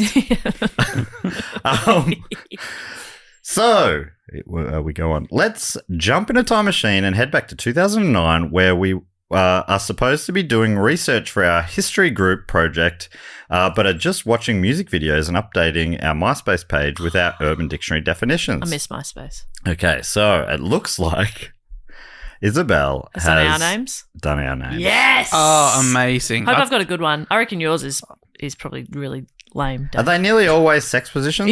Yeah, nearly always. All right. So Jess is defined by Urban Dictionary a hot guy Yes. that is funny and will most likely steal your bitch. Find the lie. I can't. You can't. I can't. Hot guy? Yep. Tick. Funny. Funny? Hello. How many bitches have you stolen? Oh, I've actually lost count. Yeah. Well, just everyone's. Matt is defined by the Urban Dictionary, an ancient Greek translation for external sex god. External sex god. Yeah. It is believed that anyone that holds this name has a great level of skill and ability to perform sexual acts for long periods of time. Ah. Men possessing this name are also well endowed. Yeah, that is true. Tickaroo. That is true. The most popular name, at least in Australia, Yes. for about 15 years Yeah. straight. A lot of well-endowed, edgy boys. Edgelords, yep. In the bedroom. Here we go. Dave's is going to be good, I reckon. Finally, yeah. Because ours were both just really accurate. Yes. So now This will be the rule it's of the rule of three, three. yeah. This will be the joke. Dave is divined by Urban Dictionary. Dave is the ruler of all universes, dimensions, and realms. He isn't a god, he is the god. Okay, so Dave wrote this on Urban Dictionary. He is the epitome of life and the world as we know it. Anyone named Dave is a vessel for such greatness. One shall sacrifice their lives to the holiness and perfectness of the Dave. The Dave. The Dave. Dave represents all things beautiful and worthy of life. I tip my hat and salute to the God that megabits all things and all creatures. What does megabits all things mean? Thank you, Dave. We all owe you our lives. Wow. Nothing can define your greatness. Join the Dave revolution. Be awakened. Wake up, sheeple. It's the Dave. Yeah, but let's keep in mind that I'm coming for all your bitches. Yeah. Yeah. Yeah. That's I'm a you. steal your bitch. It also didn't mention how big my wang is. So did that means mention if it's not mentioned, it's probably nothing to be writing home about, is it? And that's hurtful, isn't it? I don't That's know. hurtful. It feels like a doth doesn't protest too much top scenario. okay. Yes, if it's not mentioned. Yeah, then, you're humble about it. Yeah, I that's think true. People the like Matt one is, why are we saying this in a Yeah. definition? Because Matt wrote that, obviously. guys that are very, very sensitive about their height, usually short. Yeah. You know, so if you're not really talking about the size of your wang, your Yeah. enormous wang. Yeah. That's just because it's just the norm to you. Yeah, no you're big very deal. It doesn't tall in the define pants. you. Yeah, you're tall in the pants. Oh, he's in the top 10 percentile. Do they do that with babies? That's not one of the common measurements. So Finally, They should. Isabel writes, I hope this was fun. If not, you can revoke my fact quote or question privileges. I also hope it was easier to read this time. I used paragraphs. I'm so sorry. It sounds like I might have been a bitch last time, Isabel, and I And that's why I apologize for stole that. you. Yeah. No, it helps because we are reading, or Matt is reading this off an Excel spreadsheet, Yeah, one a Google cell sheet. in a spreadsheet, and it does get tricky in Breaking there. it up does make it easier to read, so thank you. Thank you so and much, we are Isabel. certainly not revoking your rights. No. So far, 2 from 2. Yeah. I wonder if you can do all the emotions. Yeah. We've done happy and sad. Yep. Next, what's that? Erections? Hungry Hungry. Yeah, hungry is a big emotion. is for me. It's one of my driving forces. Thank you, Isabel. The next and final one this week comes from Matthew Whittingham, aka Do Go On Red Ranger. Oh. Matthew has a fact writing. By the way, Matthew, I don't know if you've heard, but Yeah, I was going to say. You're well endowed. Matthew writes, the Power Rangers villain Rita Repulsa has been portrayed by 5 actresses. In the first season of Mighty Morphin Power Rangers, she was portrayed physically by Japanese actress Machiko Soga, using footage of her character Witch Bandora in Kyoryu Sentai Zairanga, I think you which nailed all of those. the American show is adapted. Rita's voice was provided by American voice actress Barbara Goodson, who is also known for her voice work in a bunch of shows you've never heard of. When the American studio was recasting Rita locally for the second season, Goodson auditioned to take over the physical portrayal, but given that she was significantly shorter than Soga, as well as a decade younger and white, it was determined she would look too different in the role. They instead cast Carla Perez, an American actress born in the Philippines who was 30 years younger than Soga. This was explained in the show by Rita drinking an age potion. Ah, clever. That's so funny. They're like, the first one was 10 years younger. That won't work. 30 years younger. Now we can write in a potion. worthy. Yep. Yes. Goodson stayed on as Rita's voice actress, and together she and Perez would portray Rita in every television appearance until the end of Power Rangers in Space in 1998. Yes, this does go on. We're only up to 1998. Goodson also voiced Rita in 1995's Mighty Morphin Power Rangers, the movie, but as they were filming in Sydney, New South Wales, they cast local actress Julia Cortez for the physical portrayal. Cortez has one other acting credit on IMDb. Cynthia Campos, aka Bill Hunter's wife, in Priscilla, Queen of the Desert. Wow. That's an amazing two Couple of roles. big hits, yeah, and then retire on top. Yeah. Hell yeah. Rita would appear multiple times across the series in flashbacks and archival footage. For completion's sake, I'll also mention Robo Rita from the 30th anniversary special Once and Always, who was played by an uncredited suit actor and technically isn't Rita anyway. Wow. Rita's true final appearance in the series comes in the finale of Power Rangers Mystic Force in 2006, this time voiced by New Zealand actress Susan Brady. Rita has been purified and is now the Mystic Mother, a good witch who now assists the Power Rangers. Oh. In this appearance, she is once again portrayed by Machiko Soga, this time using footage of her character Heavenly Arch St. Magiel from Mahou Sentai Magaranger. While there was no connection to her earlier character in the Japanese series, it allowed the American series to build out their lore, as well as acting as a tribute to Soga, who had passed away earlier that year. Wow. That was a mini report, basically. That was wild. From Matthew Whittingham, aka Do Go On, Red Ranger. Love that. Thank you so much to Matthew. Thanks so much to Isabel. Love those fact quotes and questions. If you are on the Sydney Scheinberg level, you can drop them to me at any time, day or night. You're always open, are you? I'm always open. Wow.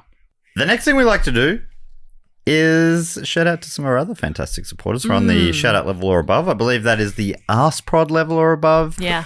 And Jess, you normally come up with a game based on the topic at hand. I do, and instead I was sitting here just having a nice time, but I haven't thought of a game. I was thinking something kind of like Disney World, Disneyland related, but I don't know enough about it. What about if they, instead of splooging out fake snow, what's the thing that they brought to the town? Oh, I love that. All of these people are moving to the town, to Okay. this fake perfect town that we've built. Yep. What are they bringing with them? Yes. Love that.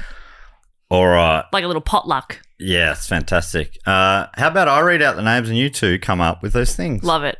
First up, I'd love to thank for all their support from London in Great Britain. It's Matthew Port. He brought a casserole. Matthew brought a casserole. And is there enough for everyone in the town? No. Oh, Matthew. It is first in best dressed. And it is far too hot. What are we talking, like 4 serves, 5 serves? Oh, it'd do probably like a 8. It's an 8 serve. Oh, okay, that's pretty good. That's for like a decent, full meal. I suppose if you could probably stretch that to like 16 serves if people Yeah. are just taking a little bit amongst Little other nibble. food. Or if there was what I like mean? a rice or something to bulk it out. maybe. Yeah. So There's yeah. not that many people living there. Yeah, and this is like these are the first people arriving, and everybody's bringing really cool stuff, which we'll hear about. Yeah. But nobody actually thought about, we need to eat. Yes. Moving house, you forget to eat because you go, and then you're absolutely buggered by the end of the day. So Matthew actually did a really good thing there, and Matthew's also really well endowed. Oh, big time. He will not stop talking about it. The next one comes from Sydney here in Australia. Please and thank you, Katrina Mark. Katrina Mark has brought a fish tank. Oh, Very big one, and everyone can come have a look. Puts it in the front window of Katrina's house. Oh, it's not going in like a Chinese restaurant or something? It's No. just in Katrina's house. Yeah, but it's in the front window, so you can walk past, and Katrina doesn't mind if you bring the kids along to have a little look. Have we approved that structural change to Katrina's house? We actually haven't. Right, okay. So Is the- enjoy it while it lasts. Yeah. And the 'Cause tank we're is full. absolutely full. Yeah. Lots Beautiful tropical fish. Yes, all lovely. rescued, so they're Whoa. they're rescue fish. And of Rescued from the sea. from the ocean. the dangerous awful. ocean. They hate the ocean. There were I hate sharks it. in the vicinity, so Yeah. we got So we that. We got- whipped them out of there. We saved them. Thank And we're the you. heroes. Thank you for thinking of that, Katrina. Next up from, oh my God, Orlando, Florida, right there in the United States. This is right at basically in the suburbs of Orlando. Yeah. It's Marissa Dixon. Marissa actually brought the Zamboni Oh. because we obviously built an ice rink. Of course. Yeah. But In we that climate, of course you would. Yeah, of course. But we did not have the foresight. We forgot about the Zamboni, and Marissa was like, "Don't worry, I got one."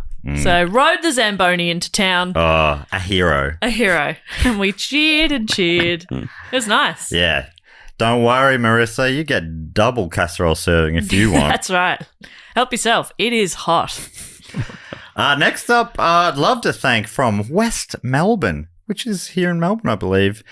Rain Herman. Holy shit, Rain. What a name. Rain Herman has brought cornhole. Oh, great. That cornhole game where you throw little beanbaggy things into the hole. That's fun. That's fun for the whole town. Fun for the whole town. Come on down. Yeah, you throw a bag into a hole. Corn into a hole. Perfect. That's fun. It's really fun. That is fun. What's not to enjoy, Rain? Thank you. Thank you so much, A great Rain. outdoor activity. Put that in a beer garden. We're all having a good time. Yeah. Where go? Yeah. Thank you very much, Rain. I'd also love to thank from Central Islip or Islip in New York. It's Damien Atwood. Damien Atwood brought along a food truck. Oh, that's Food truck. nice. That's great. As the casserole is running out, he just rocks up And everyone's everyone like, yes! cheers him. He's the hero riding into town. And he does all sorts of stuff. He does pizza, he does tacos, he does hot dogs, he does none of spaghetti them well. bolognese. Oh, none of them well, but Master of none. Love but that. late at night, Yeah. you're hitting up Damien's I'll take any of food those truck. later. Yeah, Yeah. 100%. I'll take them all and turn it into a one of those pizza folded over Yeah. with Calzone. everything else, calzone with Yeah. everything in. Whew. You're going to throw it up anyway. In the air, catch it with my mouth. That's right. From Clearwater, also in Florida. What the heck? Wow. I'd love to thank Mary Marla. Mary Marla has arrived with a box of wigs. Yes, for dress-up parties. Dress up, throw one on. You've got like, oh, suddenly look, you're in the Beatles. Oh my gosh. You've got a really big curly hair. Wow. I've always just wanted to see what I'd look like blonde. Yeah, perfect. We've got one for you. Great. Well, Mary has. Where'd you pick those up from, Dave? Just found him in the attic. Yeah? Of the old house. Wicksphere? Yeah, I think Mary has moved from Knoxville, Tennessee. Yeah, right. Home of the Wicksphere. Yeah. So those could have That come makes from sense. there. Next, thank you so much, Mary. These wigs, we're already having a lot of fun. Having a lot of fun. Very itchy, but having a lot of fun. Yeah. Next one comes from Are these horsehair? Address Unknown. Can only assume from deep within the fortress of the moles. Sounds like a fake name as well, to be honest. Well, please and thank you to Ashley Austin. Well, that's a fake name. Yeah, it's a fake name. Ashley Double first has, letter. and funnily Double enough, first letter. Ashley has actually brought the machine that Ashley uses to make fake IDs. Good Yeah, one. like a little printing. That's fun for everyone. It's fun. It's fun for the youth. Yeah. Obviously, we don't have like you can drink at any age in our cool town. Yeah, yeah. Um, And the Mickey Mouse cops, they want to have something to say. No, we're doing our job. Yes, But as everyone's yes. winking, like literally winking nonstop. Yeah. When they're showing, the toddlers are walking in, showing ID, winking. there you go. Here's your pint. Here's your toddler. pint. Put a little sippy cup lid on it. Yeah, I don't want him to spill. Thank you so much, Ashley Austin. You're doing God's work there. From Mount Pleasant in New South Wales. Sounds in Australia. awful. You hate mountains. Bit of fun. It's Nicole Greenwood. Nicole Greenwood has brought with them assorted goggles. Yeah. Let's all go swimming, but none of us will have sore eyes. Good, because you know what? It's the worst when you get to the pool and you go, oh, I've left my goggles. Forgot the goggles. Don't worry. And also, I use my goggles now because I went to the pool, had forgotten my goggles, bought some goggles, used them once. Swimming's not for me. And then now I use them to chop onion. Oh, yeah. Do you really? I really do. I'm always terrified the neighbours are going to walk past right at that moment because That our is- kitchen window looks out to a communal area. I'd love to see a photo of that. Hello. You Yeah. get to picture you and they go, oh, hello. Evening! And I'm chopping onion for dinner. They already think you're weird, don't they? Oh, yeah. Yeah. I wonder why, like, I often think, like, so the neighbours don't really chat to us much, and now I'm starting to understand why. And finally, from Walkersville in MD, maybe Maryland in the United States, it's Stacey.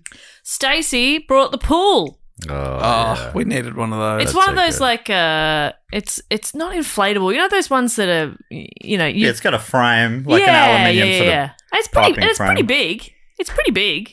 It's pretty big. And you need...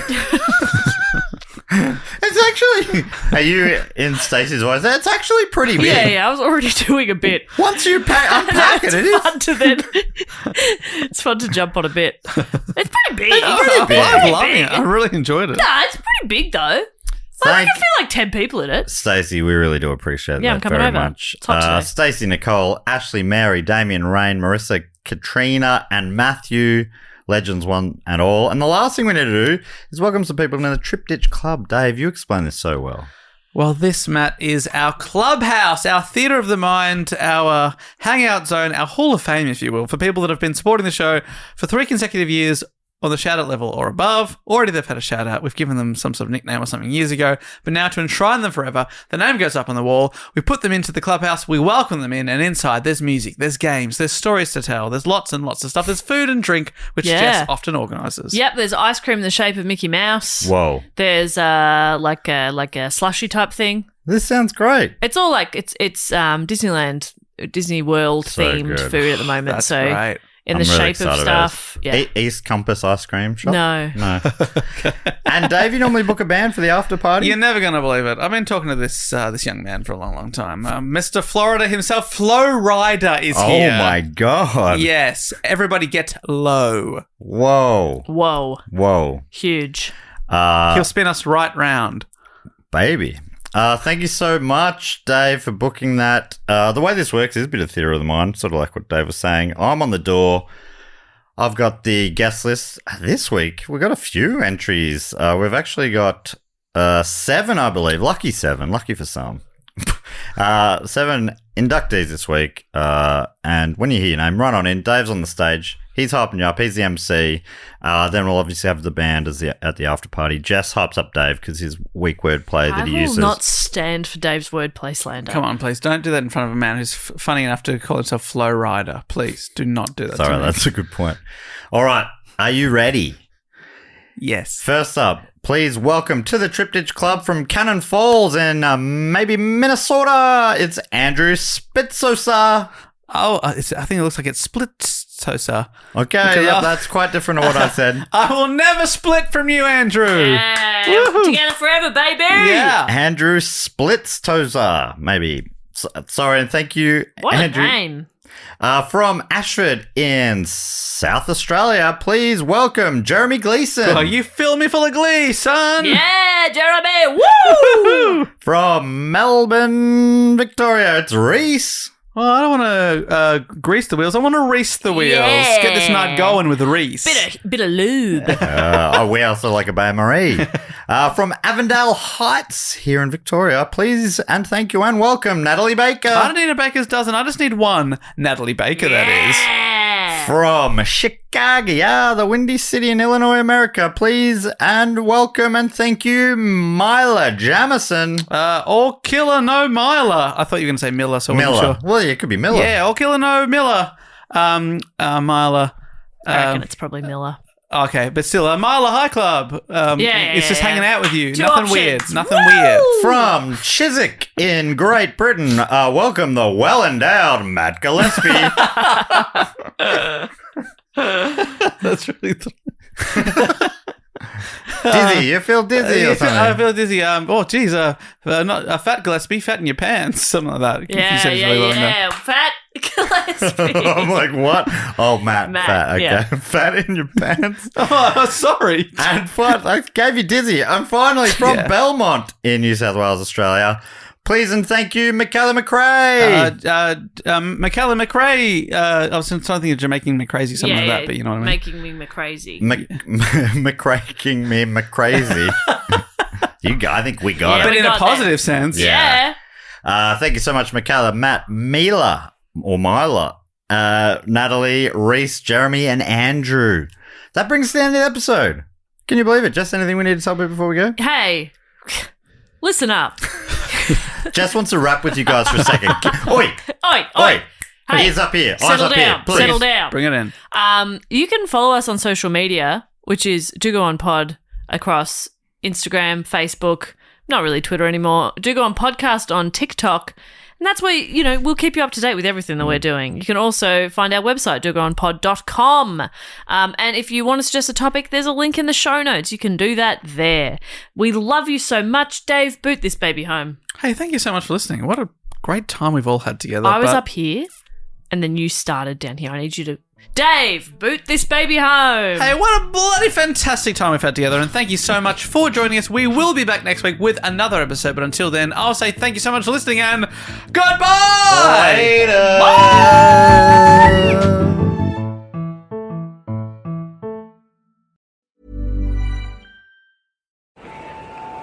Ladies and gentlemen, we are now boarding Group A. Please have your boarding passes ready to scan.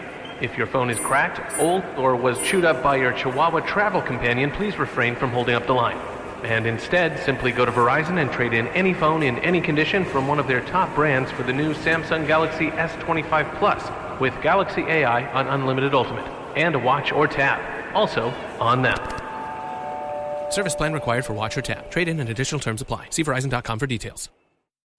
If you're a maintenance supervisor for a commercial property, you've had to deal with everything from leaky faucets to flickering light bulbs. But nothing's worse than that ancient boiler that's lived in the building since the day it was built, 50 years ago. It's enough to make anyone lose their cool. That's where Grainger comes in.